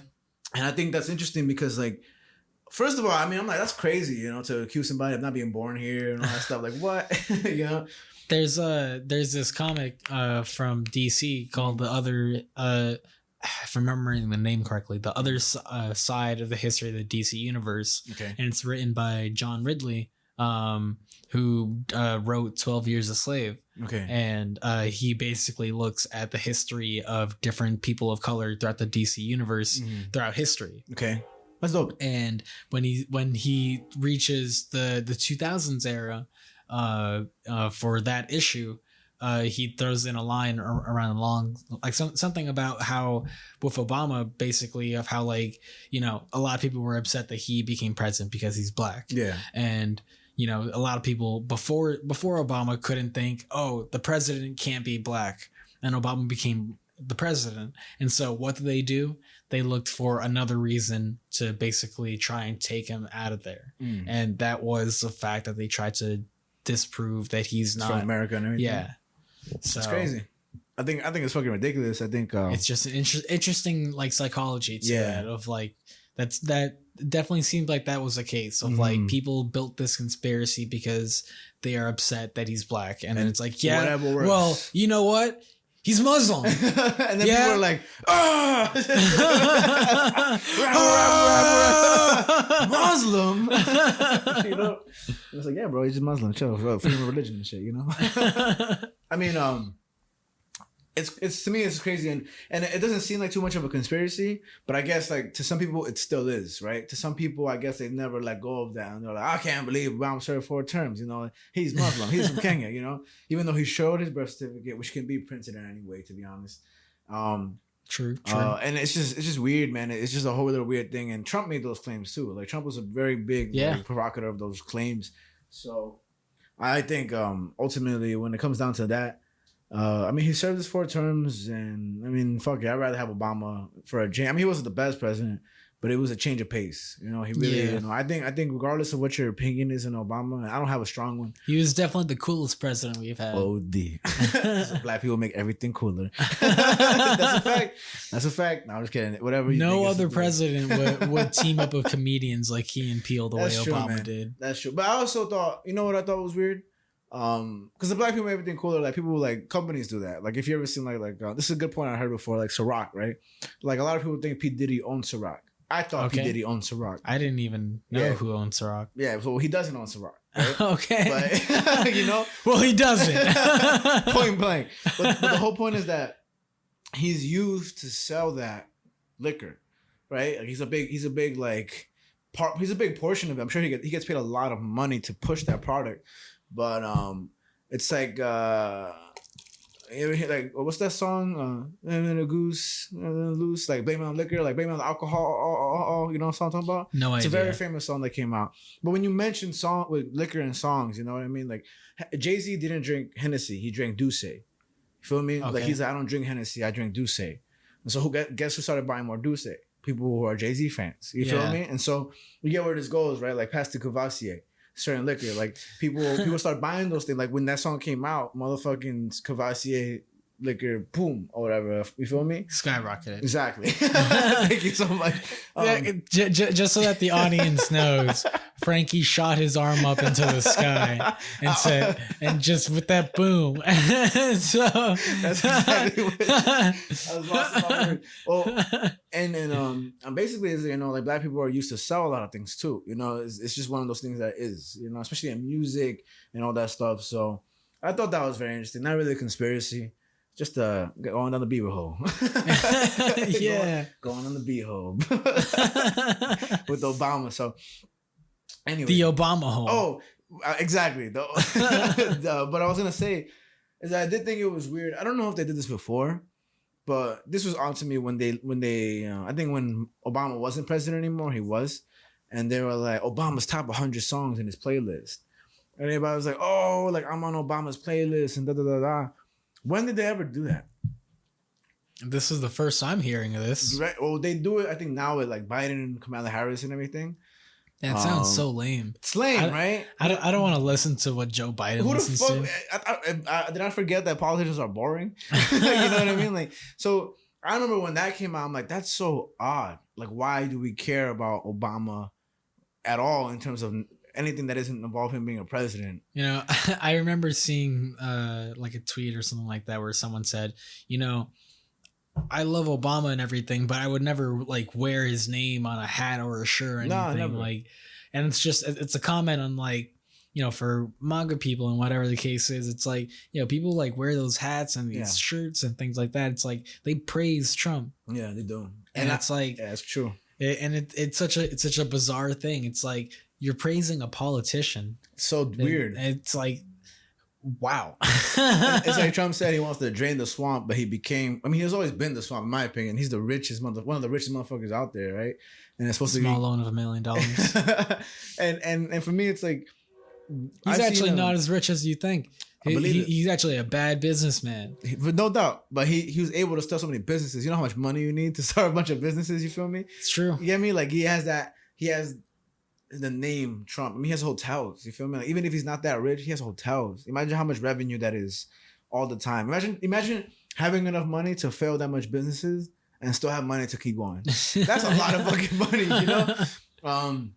One thing that reminds me of when I was in Boston. Right? I was in Boston one day and I'm walking around and shit, and I was living. And I see a little kid, and this is before the election, I think, but he has a Biden hat on, right? And in my head, I'm like, I don't say nothing to him, you know. You smack the fucking hat off, loser. In my house. No. But I look at him, and then I forgot. I turned to whoever's to my left, I forget. I'm like, that kid had a fucking Biden hat on, right? And it's like, bro, like, my only point is this: like, that kid didn't wake up and say, like, he didn't choose that hat over his like Spider-Man hat or his like Adventure Time. You know, he didn't choose that hat. Like, his parents put that hat on him. You feel me? Like, his parents, come on, bro. I don't know. You think a little kid, like, he's like a little kid. I love Biden. I don't know. Some kids really like to try and act like adults. True, but he was a kid, bro. He was like a baby, you know. He was walking and shit. I guess he was like a toddler. But I don't know. Even if you're an adult, what a kid goes to the lanes of going into politics? I've never seen it. But politicians. I guess you're right. Politicians were kids once. You're right. Shit, man. Breaking news. That kid is going to become a politician now. That's pretty funny. But when I did see that, I was like, let's just say that like, it was his parents, you know, pushing that on him. I thought that was ridiculous, bro. I'm like, you got a little kid wearing a Biden hat. I'm like, what a loser. You know what I mean? Like, they're gonna take pictures that day because there's a little tourist area. You took pictures and you were like, nerd. Then I get arrested for like taking a picture of somebody's child. Yeah, that's pretty funny actually. With U.S. and Cuba, right? So there's a lot of juicy stuff in there. Juicy juice, man. There was a menu item in Flushing, Queens. Juicy fruit. That was called juicy beef. Damn. And then we were like, we have to get some juicy beefs after work. So in U.S. and Cuba, right? This is just the whole like power. Of course, like Fidel Castro was in, you know, power, dictatorship, and Cuba was very complex because of everything. And a lot of people from Cuba are proud, you know, from being from Cuba. You know, like even when Fidel Castro was there, like he was still a symbol of strength. Even though living in Cuba, even now to then, it's pretty crazy. I remember I read an article once, this is a long time ago, but I remember people would work as like cleaners for tourists and stuff like that because the value of the Cuban like dollar was nothing. Like it was absolutely nothing compared to what American money was, which is Okay. the case for a lot of places. Interesting. Yeah, so people would I forgot what the key fact was, but like a quarter was a lot of money in Cuba compared to what they would make. So they would just rely on tip because the pay they were getting was basically worthless. You Okay. feel me? Yeah. Like so that I thought that was interesting to me. But U.S. really wanted Fidel Castro dead, right? So the U.S. did a lot of things that were pretty crazy. They actually blew up a plane that had 73 people die, including the Cuban fencing team, right? And they wanted to blame Cuba on it or something like that, because they wanted a reason to be able to like fight with Cuba. So I may be getting my facts mixed on that, but a plane literally exploded because the U.S. did that to them, and they killed 73 people. That's crazy. Wow. That is, and so this is the conspiracy. Bro, this is not even a conspiracy. This is just fact. Oh shit! Yeah, like this is actual. Like I think the U.S. had planning tactics to like they wanted to make fake funerals after being attacked falsely by like Cuban soldiers. That's all like a conspiracy, but in documents that were later released. I'm really jumbled on the whole like fact part of this because this is the part I didn't do my research so much on because it's so much. Like it goes down from JFK to Bay of Pigs to like this and that, Castro and da. But, wow, that's a real beehole. Boy, that's the biggest beehole I've seen in a while. So that's what I was about. But one of the things the U.S. tried to do... I would love to get a shirt. Just a black shirt. A black shirt in white, bold text that just says beehole. Oh my god! What is that? Oh, it's my matter, bro. that should be one of our first like merch items. I'm with that, bro. Let's go down the beehole and let's just the U.S. tried to kill Castro in a couple ways, and one of them was either exploding cigars or the exploding cigars. Yeah. What in the James Bond? What the I didn't fuck? expect that reaction, but that's the exact. I should have expected that reaction because that's mad funny, bro. How much does he smoke cigars, bro? What the fuck? They tried using that. And they also tried using like an elixir, I guess, or like a potion. That sounds ridiculous. I don't know, but like a liquid that would make his hair fall out. Because in the machismo culture, like Cuban, like Hispanics, hair is really vital. He's very famous for his beard and stuff. For his beard, yeah. Those are a couple of things that they planned, but they definitely blew up a plane with the Cuban fencing team on them that killed 73 people. And yeah, I mean it's fucking crazy. They were in total.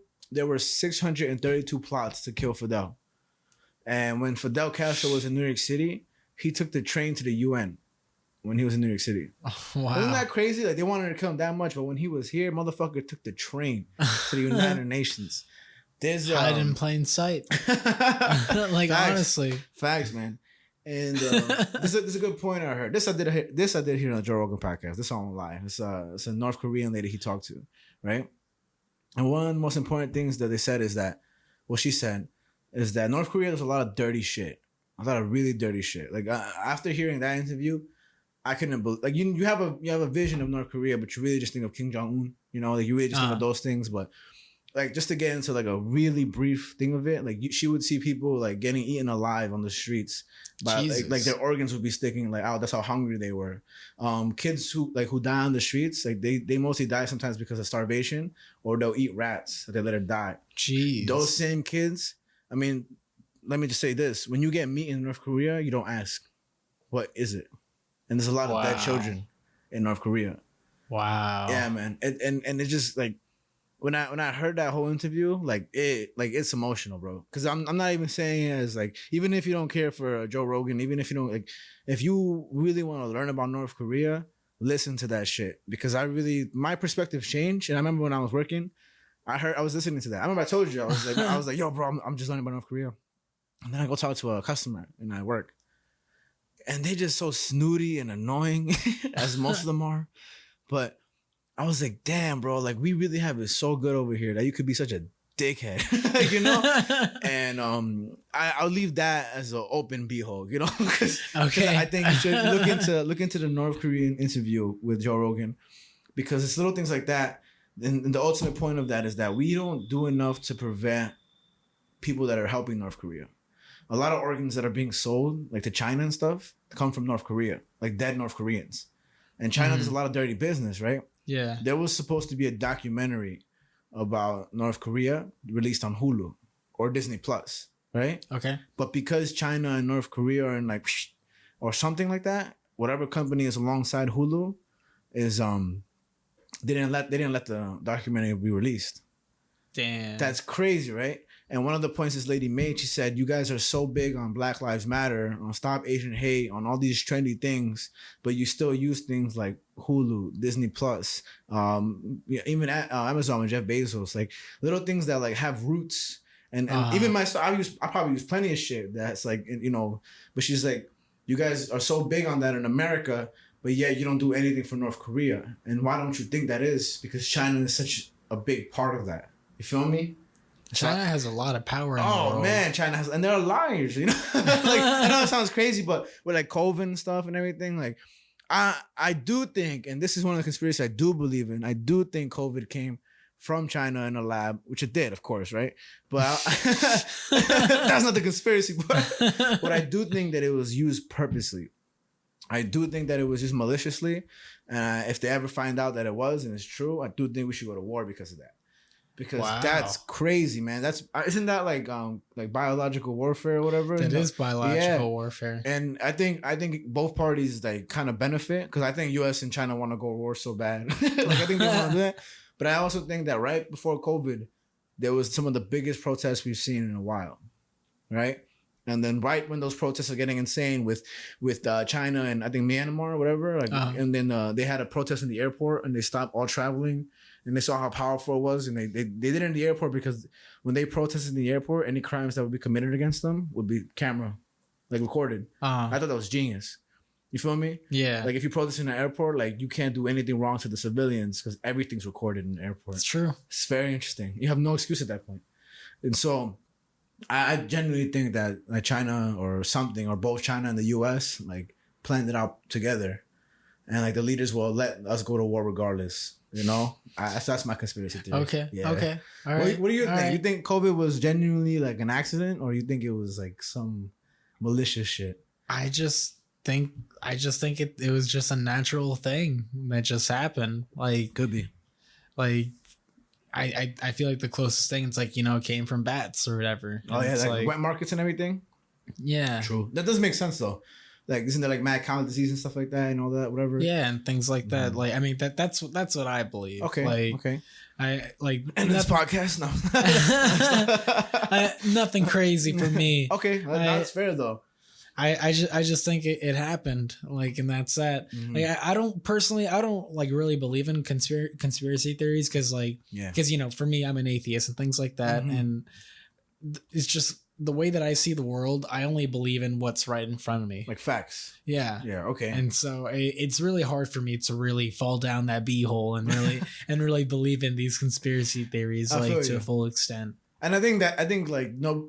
If anybody ever like faults you for that, you know, it's just like, well, it's just a real way of living. Like it's a realistic way of living, because conspiracies are more like exciting and it, like to brief into the C-section, you know, of the, you know, I think one point that they make is that they say people who believe in conspiracy theories, this is a comment that we talk about a bit, they do it for the power that they feel like they're heroes, because if it does come out that it's truth, they would have been heroes the whole time for believing in it. Yeah. And I think ultimately also it makes the world interesting. Like, this is a boring world when you really think about it. Like, it's amazing to be alive and it's amazing the endless possibilities. But, like, for the average citizen, like, it's also pretty boring. You know, unless you have a lot of money or, like, opportunity or, like, little nooks of advantage, you don't really get to do what the rich will do. You feel me? Like, I was in LA and, like, let's say Miley Cyrus, she has the song, like, Party in the USA, right? She's like, hopped on the plane in LAX, right? And I thought about it. I got a massage in California. Fucking awesome, bro. Oh, nice. Man. Holy shit, that was awesome. No happened though. But for some strange reason, that lyric came into my head because we were just at LAX. And I'm like, for anybody that's rich as fuck, right? We don't see the same LA. Like, I get to LA and I see ever so whatever I want. And we all have our own personal experiences, which can be great with the people you're with or what your mood is. But you don't see the sides of, like, you know, real celebrityism, you know, like crazy shit to do. You feel me? True. Like, and it's different worlds. You know, so for some reason that came into my mind. What were we talking about? We were talking about right before that. Shit. You were talking about massages. Wuhan, COVID, like origin of COVID and stuff like that. Origin right? of COVID. Yeah. I don't know. Wow, we really fell down the beehole. Basically. So right before the comic book section, because that is the part of this week. It goes A.M.C, it goes album, movie, comic book. I want to talk about one last conspiracy. One last conspiracy, then we go right in there. Before we started the podcast, for my Mexican listeners, or just any music listeners, right? There's an artist called Chalino Vargas. Let me say that again. Chalino Vargas. Chalino space Vargas. Spell that shit yourself. And right before this, I showed Javi a song he sang. I'm not going to play it here because of copyright, whatever. But I'm pretty sure it's not copyrighted, but the song is called Nieves de Enero. And it should be Snow of the Winter, right? If I'm not mistaken. I thought this guy was very interesting, but it does lead up into a conspiracy theory. You feel me? Okay. So this guy is a singer from Mexico, right? And he makes a lot of music like, just old school, like I wouldn't call it mariachi, but more like just older music in Mexico. Like, your dad's or mom's, if you're Mexican's music. You feel me? Like for the people that are listening here, I know the other Mexicans that are like, they really be listening to this shit. Shout outs to Angel. Shout outs to Beatrice. And basically, when he was younger, I didn't know about this, but he basically grew up, he had a troubled childhood, right? And he didn't have what I mean, that he lost his father when he was younger, when he was 6. So his mom had to raise him the whole time. And at 15, he was at some club or whatever. And this is Mexico, so of course he's doing some shit. And he saw somebody in the club. And the guy he saw was basically somebody he wanted to kill because that guy had raped his sister. Wow. So he basically, Chalino Vargas went up to the guy and he shot him in the head. Killed him point blank. Because of that. I mean, it makes a lot of sense. He wanted to avenge his family, his sister, right? And so this guy that he killed was called El Chapo Perez. He was big in a gang area, or he was pretty known. So for him to have done that was pretty dangerous of him. Yeah. So eventually him and his mother left Mexico and went to LA. Hopped on the plane in LAX and and basically when he got to LA, he just fell into a bad crowd. You feel me? He didn't continue his childhood correct. So when he was there, him and his brother, in a very minor way, they started to smuggle drugs back and forth from the Mexican border to US. They started doing all that stuff. But then in 1984, his brother died in Tijuana. So that's already damn, bro. And so wow, he's going through a lot. That's a whole lot, bro. Because I imagine that, just 1984, how old is he when he's doing that? He's around 20, I would assume. I don't know how old he is at that point. But his first song that he wrote was for his brother that had just passed, right? So after a while, because crimes caught up with him, so he went to jail, right? And he was in jail, and what he would do while he was in jail, he would write a lot of music. Okay. He would write a whole bunch of music. And I think one of the, this I'm going to say it wrong, but one of the things he would write, they were corridos or queridos, one of those, right? And they were basically storytelling with music. All right. And a lot of the prisoners there saw that he was doing that. So the prisoners would ask him to write music for him to tell their stories. You feel me? Interesting. That's awesome, right? He started selling music, basically his lyrics, right? And then eventually, cartel groups and stuff like that, they started realizing this. So they would ask Chalino to also write for their cartel groups. All right. And the reason that they did this was so they can talk about the crimes they committed, but also to instill fear to the music in Mexico. So if you heard this song, you're like, oh, I'm not fucking with that cartel. I'm not gonna, you hear that shit. And one thing I thought was very interesting was that a lot of people also looked at Chalino as a true, genuine crime doer as well. You feel me? And one thing that I like to make as a point of music, in today's generation of rap and old generation of rap, I'm not saying you gotta be a murderer or a gangbanger to make good music, but it pretty much helps. You get me? Because if you have somebody talking about living through that, even if it's through pain or bragging, a lot of Chicago rappers, they do that. They talk about where they grew up because it's so goddamn dangerous in Chicago. Yeah. And you can hear it, not only in their voices, but in their storytelling. It's unfortunate that they also get killed, arrested, and charged because of their lyrics. But I do think that when somebody of any genre is speaking from the heart and experience, you can hear the difference than when it's somebody making shit up. You know, somebody that grew up in like Bel Air, Party in the USA. Yeah. You know that song wasn't even her song. She got it from somebody else. Really? Yeah, I forget the name of the person. She the person that wrote Party in the USA, they meant for that to be their debut song, but it didn't blow up like they wanted to. So they sold it to either sold it or something to Miley Cyrus. Huh. And Miley Cyrus changed up a couple lyrics and she made it huge. Wow. Yeah, Miley Cyrus is a good at singer though, I will say. She's a talented motherfucker, bro.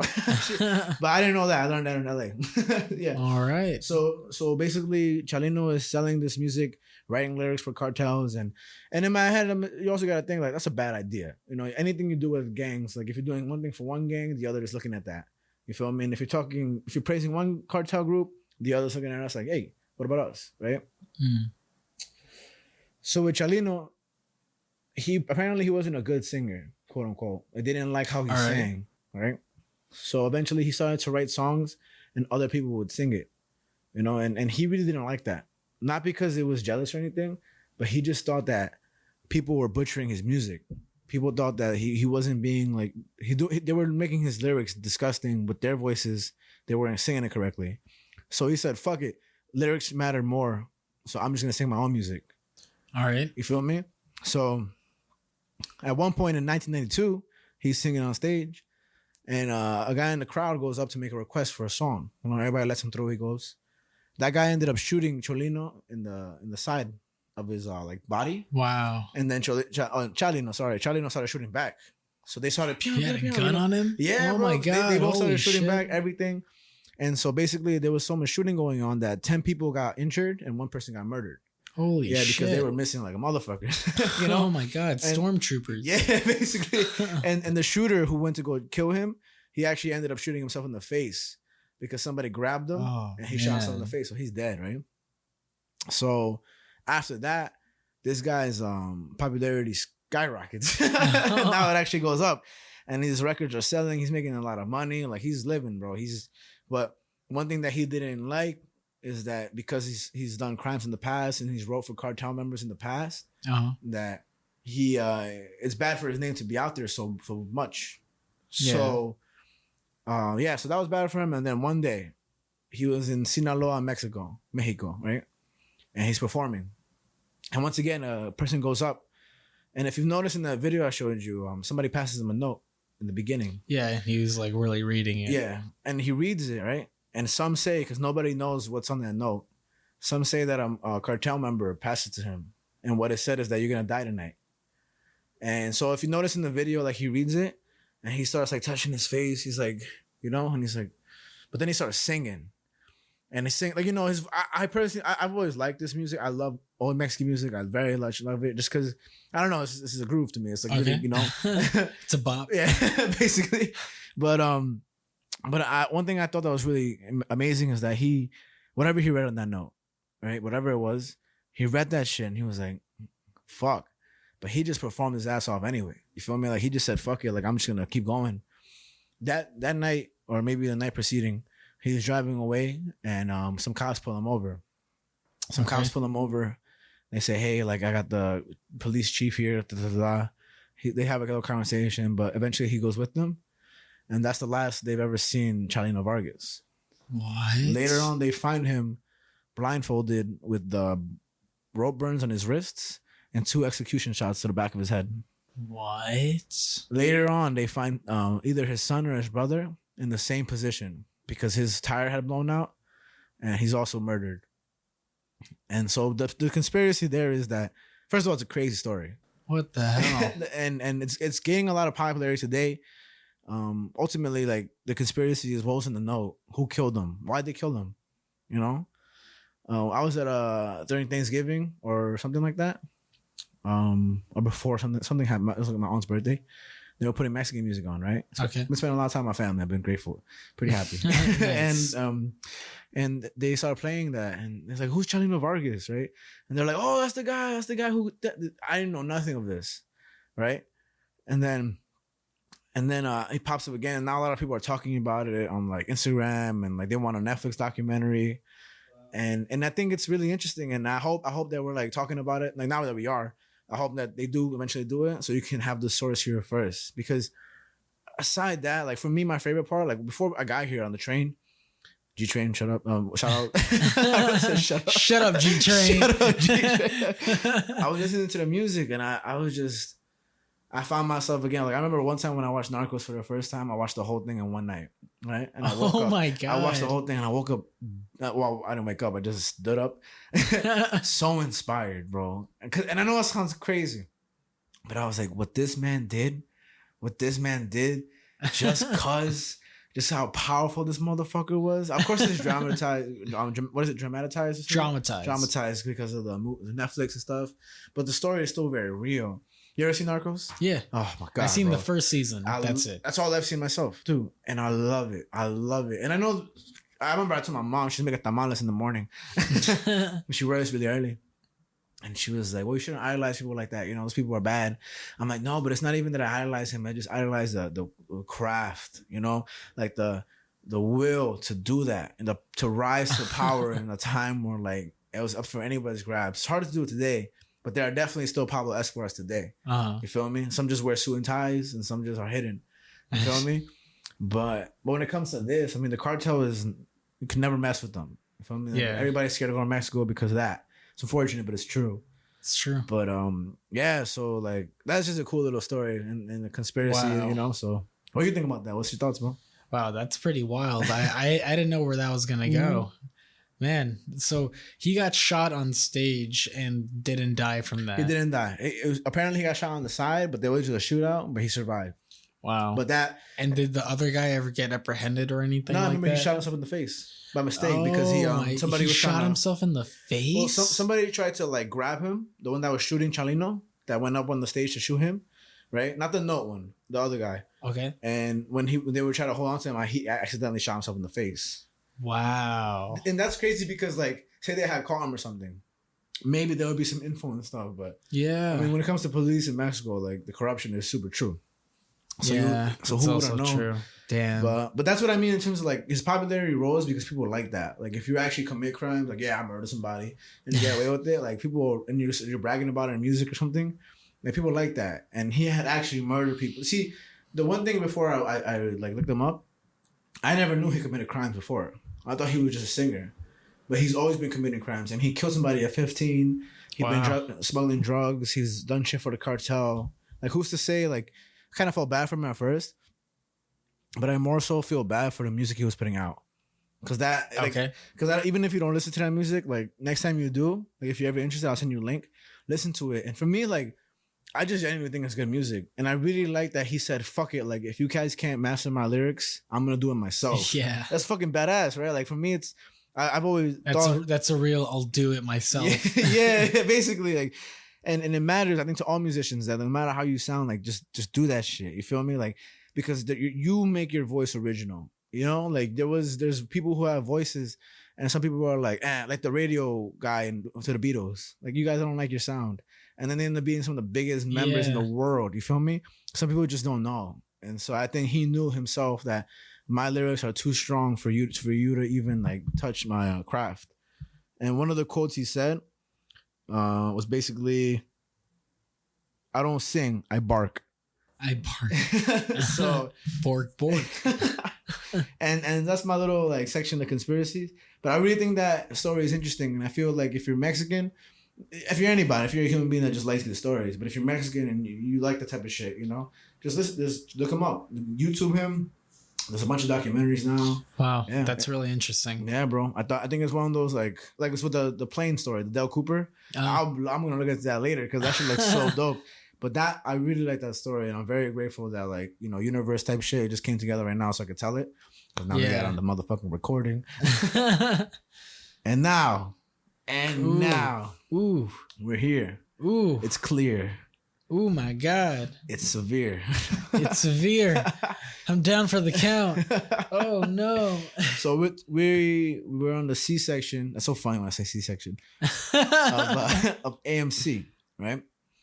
And this is the C's part is for comic book. and the comic that I've chosen.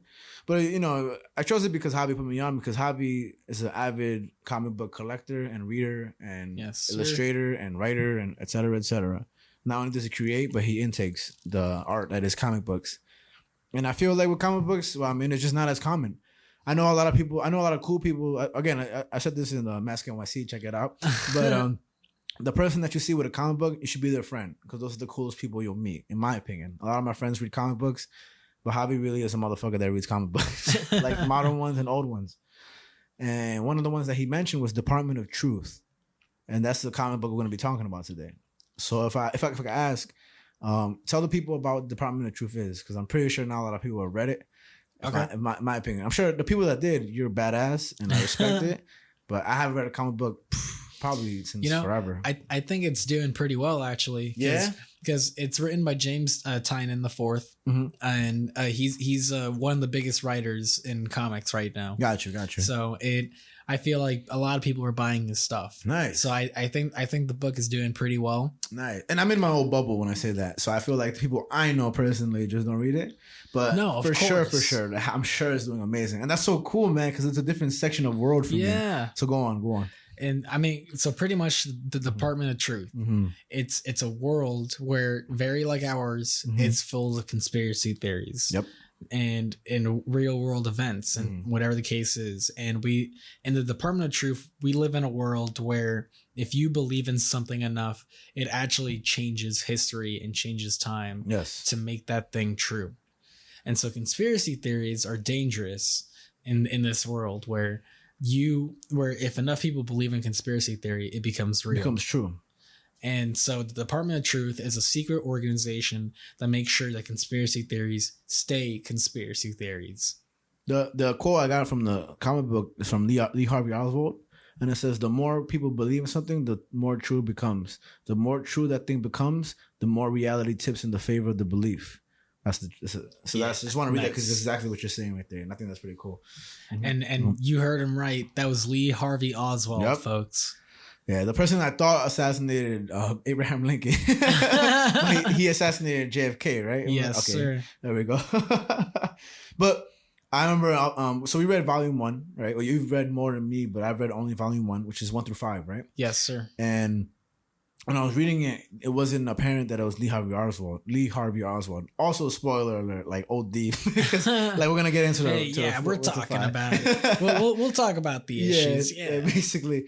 So he wasn't clear to be Lee Harvey Oswald in the beginning, but then he eventually, like, they showed that he is, right? So I just thought that was really cool. I like how they like released the character's name, and they're pretty like obscure with the details in the initial. Yeah, and with the art and whatnot, it really doesn't show you like him and whatnot. But keep going. Keep explain this comic. Like, say you haven't read it. For the people that haven't read it, right? What is the brief synopsis of it all? Like, from 1 to 5, what would you say? Because I have a little section of reading I'm gonna do here, but I'll read it after you. So it's basically my intake and my review. I'll let her change up a little. All right. Yeah. I mean, pretty much it opens up with our main character, Cole, who's a CIA agent, and he's on a mission in Vegas, I'm pretty sure. And there's a flat earth convention going on. And he goes, you know what? Let me fucking check this shit out. I don't know why I want to check this shit out. And he really goes down the beehole with this one. And major beehole. Pretty much. This is where he finds out of how our world lives in this state where if you believe in something enough, it becomes real. Okay. And there's enough people who believe in the flat earth theory. And what was the other conspiracy that they believed in? It was flat earth. Definitely that. Wasn't it not? Damn, I got lost with a bunch of them because there's a whole bunch of them. But of the 12, like of the reporter, there was 12 things. You remember what I'm talking about? But it was flat earth and the moon. Landing, and right? the fake moon landing, because there was some guy in the background, right? Yeah, and so they, to prove it to everyone, they all took a flight to the edge of the world to see the edge of the world. And they're all excited as fuck, right? Yeah, and they're all super hype and whatnot. And Cole's like, "Yo, man, what the fuck?"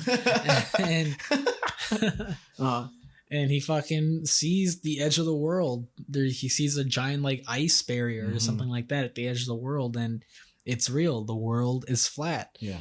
And he gets fucking sidetracked. Well, not sidetracked. He gets picked up by the Department of Truth while he's there. Yeah. And they start questioning him and everything. And the person questioning him the entire time reveals himself at the end to be Lee Harvey Oswald, and the supposed killer of JFK. And they also shoot all the guys on the plane, right? Yeah. They all the people that went with Cole get shot. Yeah, they're all gone. They're all killed. And that shit is crazy. But yeah, Lee Harvey Oswald absorbs Cole and he brings him to the Department of Truth. Yeah.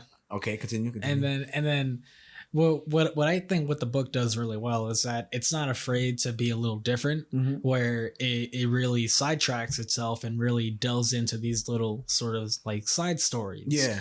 Because in issue 2, we see why Cole has more of a connection to the Department of Truth than we thought. Okay. And we learn about how he has about how he was part of a conspiracy theory as a kid with something that was haunting like his town. The Starface monster. Yeah. Yeah.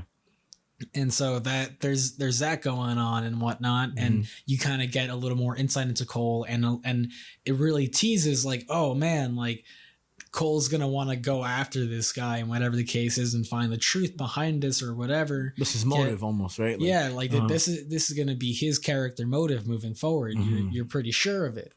And then you come to issue 3 and it's a complete sidetrack of just like this woman who loses her kid. Yeah. And I like that kid part. Let's talk into there real quick, because in that moment this is a woman who lives in a conspiracy, like in her mind now, right? Because she lost her kid in a mass shooting. And right? Sandy Hook, basically. That's what I wrote, that it was close to Sandy Hook, but it was Sandy Hook, right? Yeah. And basically, when Sandy Hook happened, a lot of people with their conspiracy said that these kids are all actors. Everybody's an actor. And that they started saying that this person has been in a commercial before and all that stuff. So what that did for her was it gave her hope that her kid was still alive, right?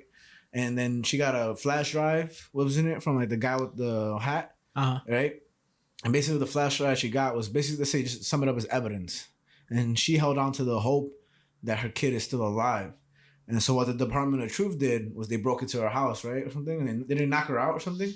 They knocked her out because Cole fucking started talking to her and stuff and whatever. And they stole the flash drive. Basically, they stole the hope of her for her son to be alive. And then they know that if she were to say, oh, some people came into my house and they stole my evidence, that people would just think she was crazy, right? Is that not what happened or anything? Like, yeah. Sorry, I just asked because I want to make sure I don't want to fuck up the detail.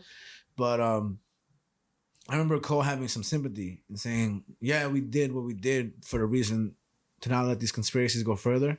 But did we not just do something wrong here? Like, did we not take away a hope, this lady's hope for her child to be alive, right? What's really interesting about the book is that James Tynion, he's kind of a liberal writer. Okay. And so it's interesting for him to be writing a book like this because he really writes these conspiracies as if they're true. Yeah. And it's just, you don't expect that from such a liberal writer. And he does a really good job of just really immersing you into this world where this is actually happening. Yeah. And that issue is that it's basically a one shot where it's like it has nothing to do with much. Like you could read that issue without reading any of the other issues, and you'd be fine. Yeah, like it's a short story in itself, and it is definitely, because when I was reading that one, I was like, oh, this is like its own thing right here, because it kind of like goes into like a beehole of its own, and then it kind of really like comes right out in the continuation of story and stuff. And I. Like this is spoiling future issues, but in the future issues, there's a whole thing where you see a guy who's obsessed with Bigfoot, and it's about, and this spans like 2 or 3 issues where it's about this guy who's fucking obsessed with Bigfoot, like truly obsessed. Yeah, who goes out all the time. He's fucked up his relationship with his family of how much he's obsessed with Bigfoot. And those people exist. Yeah, those people exist. I don't know about Breaking Bad, if you've ever seen it with like, you've seen Breaking Bad or not? Yeah, with Hank Schrader, how obsessed he is to catch, spoiler alert, like Walter White as Heisenberg, and he ends up dying with his partner Gomez because he let that absorb his life. You feel me? And it's really interesting, and I like those Bigfoot issues. I think are my favorite issues of the series. I definitely gotta read more into it. It does what issue 3 does on just A major scale, like on a major scale. Nice. Just pushes it even further. All right, so issue 4 and 5. After that, what goes on those 2 issues right So there? issue 4 and 5 kind of goes back more into the nitty gritty and the meat of the story, because in issue 4 we see Cole where he has to deal with the biggest challenge with his first big challenge of the fact that he has to kill 2 reporters. Yes, and why does he have to kill them? Because they're finding out a little bit more information, right? Yeah, they're finding, like, we don't want to. It's not that we don't want to report. Is that why are you doing this? Right? It's like, what's the motive for this information you want us to report? Because we're getting a little like curious. Yeah, and they were like, we can't let that happen because the reporters control the narrative. The narrative controls the people. Exactly, and the comic does these great pinups where it's just like these amazing, like the art by Martin Simmons is just fucking amazing. It threw me off at first, but I was like, holy fuck.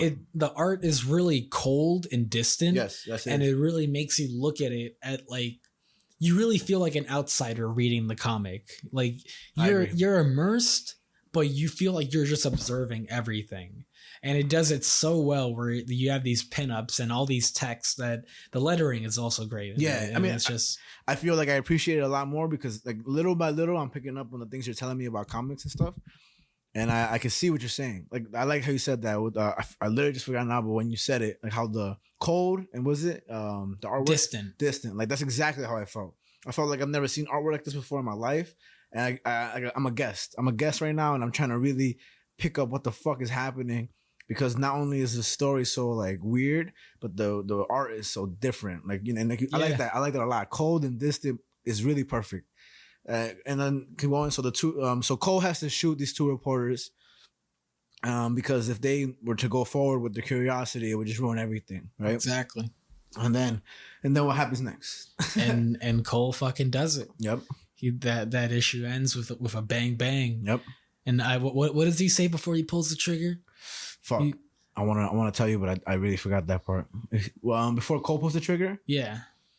Damn, I'm about to look it up right now. Actually. And they don't show you like him actually doing the shooting. They show the Lee Harvey Oswald's face, right, with the flash in his face. Like, yeah. I have the image right there because see that was one of my favorite parts ever with well, like this being a comic book, because it was the most cinematic scene for me, where basically to explain it, when he shot those 2 reporters, they showed the face of Lee Harvey Oswald, who was watching him shoot the 2 reporters. And the first frame was Lee Harvey Oswald in the dark. Then the next frame was him lit up with the brightness of the gunshot. Bang. Then it was dark again, and then there was another bang of brightness that illuminated his face. And I thought that was so clever in terms of just artwork. Like, I deadass flipped through the pages like on my phone like twice, because I was like, like I do that. I was watching Reservoir Dogs in the flight, and I was going back and forth. I rewatched scenes that I think are really great, and I felt like I rewatched the scene in that scene, and I thought it was so fucking cool. I will look it up, but actually I'm gonna let you look it up. But talk about the last part in the issue 5 with the man in the black hat, because I really like that. Oh, continue. Why don't you take it home with issue 5? Okay. So basically, in issue 5, right? Cole goes home, right? He's going home to his house. Is that right? And he's going home, and then who ends up being in his house is this man with the black hat. And what this man with the black hat is, stop me if I'm incorrect at any point, is that he's basically the other side that's pushing conspiracies, right? Yeah. Or better yet, what he says to be a platform for conspiracy theories. That he says these people should have a right to be able to think this way. And he's saying Cole, he's like, you're fighting for the wrong side, right? Like, you should be fighting for us, because if I'm not mistaken, you just killed 2 people, you know, and you just kind of ruin this, you know, you're doing all these things. You think you're on the right side, because Cole says we're the good guys, right? To the Department of Truth, he's like, we are the good guys, right? And I don't know if the answer is so straightforward to Cole, but the man in the black hat is basically saying like you'll be on our side sooner or later. Like, I know you think this all is crazy, but eventually you're gonna come to this side. And I think he disappears. I know I'm missing a lot of detail in that little area. Yeah. But what exactly am I missing? Because I definitely want to talk about that. Like, what else does he say to him? No, I mean, you pretty much hit it. Like, nice. He's part of like sort of, he's basically like the leader or whatever of this black hat organization that's just pushing conspiracy theories. Because that's like his introduction, like to his blatant introduction. Yeah. Yeah, man. And yeah, so issue 1 through 5, that's basically like the sum up of that. So when I was reading this, right, and I finished reading it, first I was like, wow, because at the beginning, I was like, damn, how am I gonna get into this? Because I never read something like this, and it wasn't grasping me in the first parts. Because I was like, what's happening? Aside the artwork, which I really did appreciate. And then I kept reading because I'm a flight. I can't go nowhere. You know, I'm gonna check on my laptop. You could have jumped out like DB Cooper. Facts. Give me your money. And I thought, how am I gonna approach this? How am I gonna do this? And I was like, this is how I'm gonna go by this, because this is the only way I can go by this. And so I wrote a little bit. It's not too long. But I basically wrote like my feedback on the story. Okay. And I'm gonna read it out to you. It's gonna take like a minute or two. But the reason I did it this way is because this is the only way I could tell you how I thought about it post. Like right, this is me in the air writing this stuff, right? So let me read this to you real quick. And actually I can't do it at the same time. I'll show you the artwork I captured too. All right. 1 second, please. Waiting. Hold. Let me get this water. Hold. All right. So I wrote this. Initially, after reading volume 1 of Department of Truth, the first thing I thought was that I have no faith in the Department of Truth or the side of the man with the black hat. Both sides have their own agenda that's ethically conflicting. The Department of Truth spews this aura of trying to do good by not allowing conspiracies to gain mass attention and acknowledgement. The cherry on top to this motive is the idea of these conspiracies becoming much more factual if the majority think it's so. This would shift an overall image of what this world, America, and the government actually are.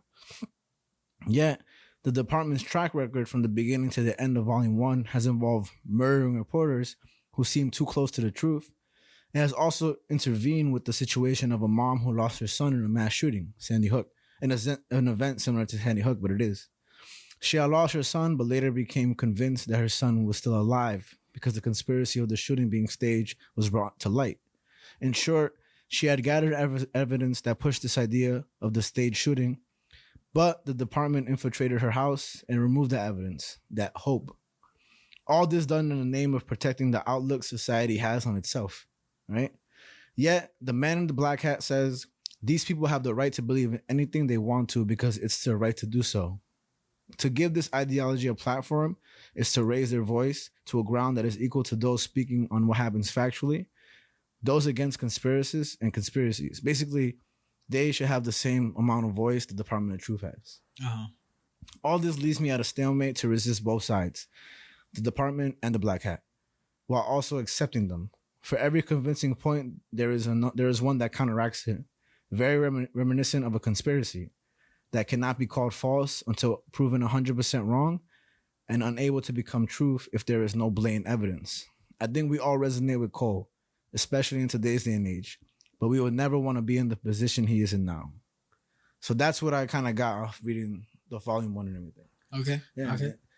And yeah, that's how I take it. I take it as just like, this is a difficult read. Not like it's fun read. It's super fun. I definitely enjoy it. But I think it in the sense of today's day and age, there's just so much information, and how much of it is wrong. A lot of it is probably wrong, you know? Yeah. Because the correct stuff is not interesting.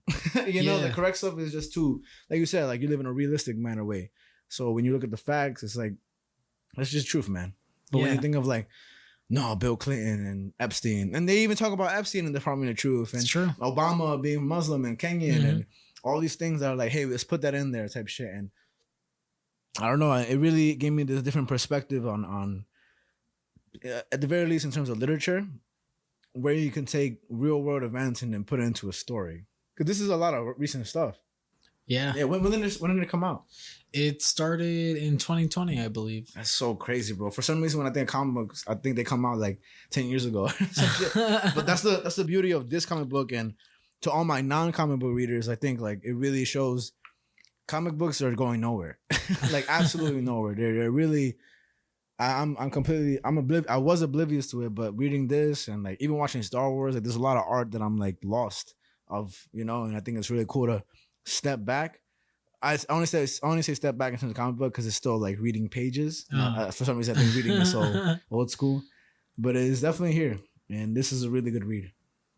Yeah, bro. Yeah, I mean, to me, the Department of Truth, like when I first read it, that first issue, the way it opens up with up is down, down is up, immediately I was like, oh man, like what the fuck is going on with this? And then with it ending of Lee Harvey Oswald, I was just floored. I was like, what? Yeah, that shit was cool as fuck. The way they introduced him too, they were like Lee Harvey Oswald on the whole page. Hell yeah! Like I think the book just does such a great job of being so like distant. Mm-hmm. Like I said with the art. Yeah, right now as we're talking, now we're looking at some of the art that I screenshotted, kind of a visual. But it's just what the story does so well is that how you feel conflicted of both sides. I think that's intentional. Yeah, they don't. Like James Tynion doesn't want you to be on one side or the other. Yeah. He just wants you to witness this story and just see what happens and just buckle in. Just be the audience. You're not like, oh, I'm rooting for this guy or this guy. It's like, no, what is gonna happen next? Like Cole is supposed to be your vessel of a character. Yeah, that's what it is for sure. But when he shoots the reporters, you become distant from him. Yeah. Because now you're like, oh man. Like, because when Cole questions, are we the good guys? Mm-hmm. You're also questioning, are they the good guys? Basically. Cole does a great job of reflecting the audience. And it does such a great job of being able to question your reality. And Cole has sunglasses. And when you don't see the eyes, you don't see like... You know, like I'm sure he has that whole thing of like the eyes or the window to the soul. Oh, definitely, that's perfect right there. Like definitely that, because like, you can see like when he's with his husband and stuff, like he's really like, oh, you know, I can't talk about it, but of course he wants to, like, you know. But then I remember at the beginning he's like, please don't kill me, please don't kill me. Are you gonna kill me now? And they're like, stop it, we're not gonna fucking kill you. But in my head I'm like, are they gonna kill him soon? Because like he just killed 2 people for knowing too much or asking these questions, and I don't know.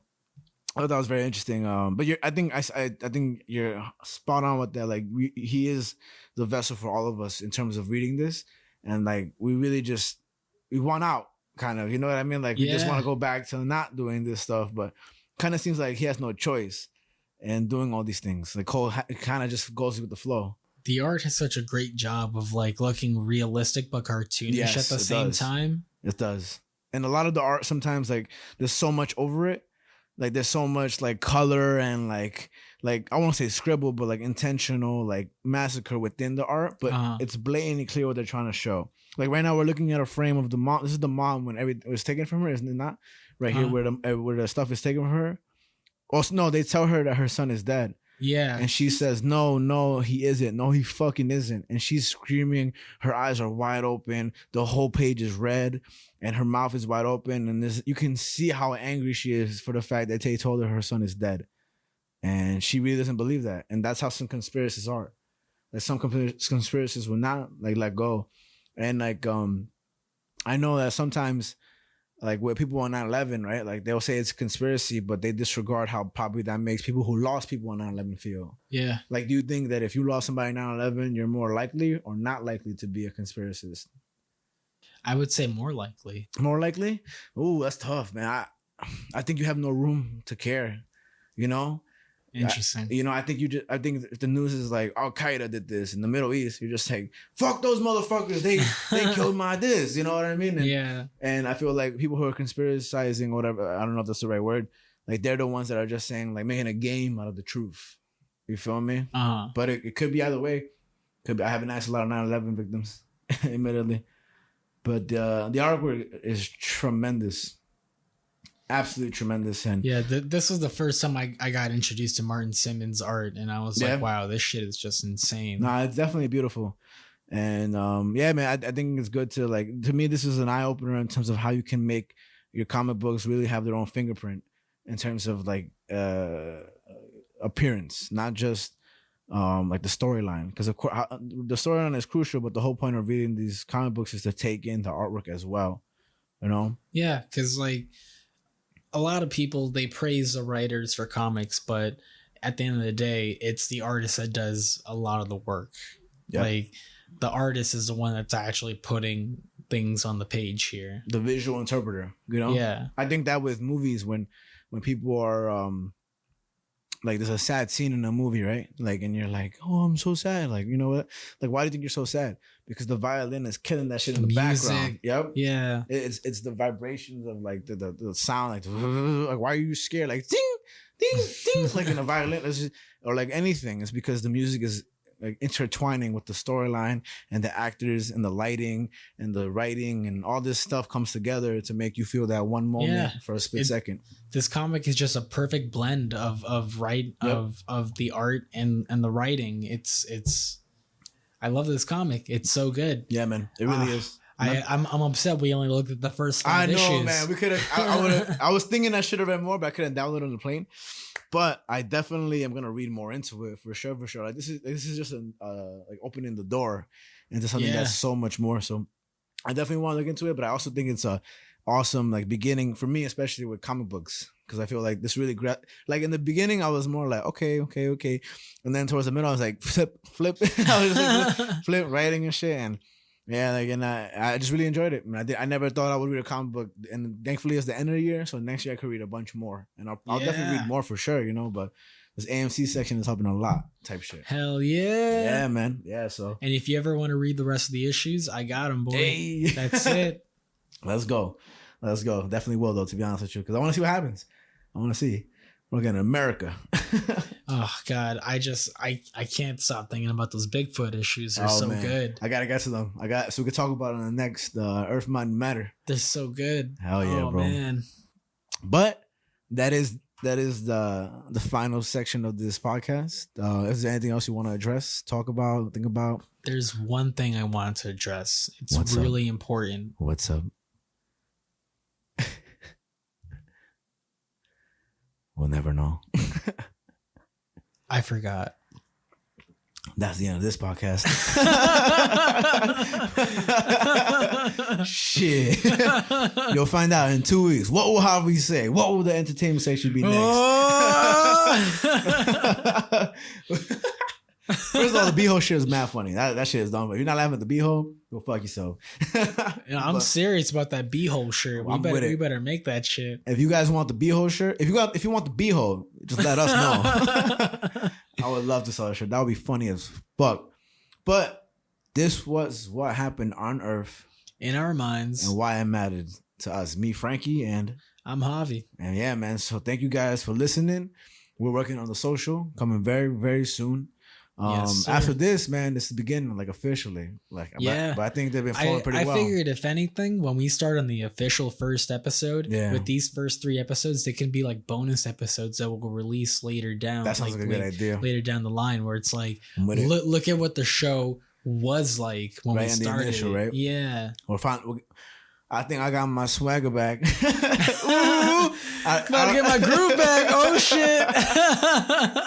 All right, well, thank you so much for listening, and we'll see you in a couple of weeks. See you in a couple of weeks, yo. Pew, pew, pew.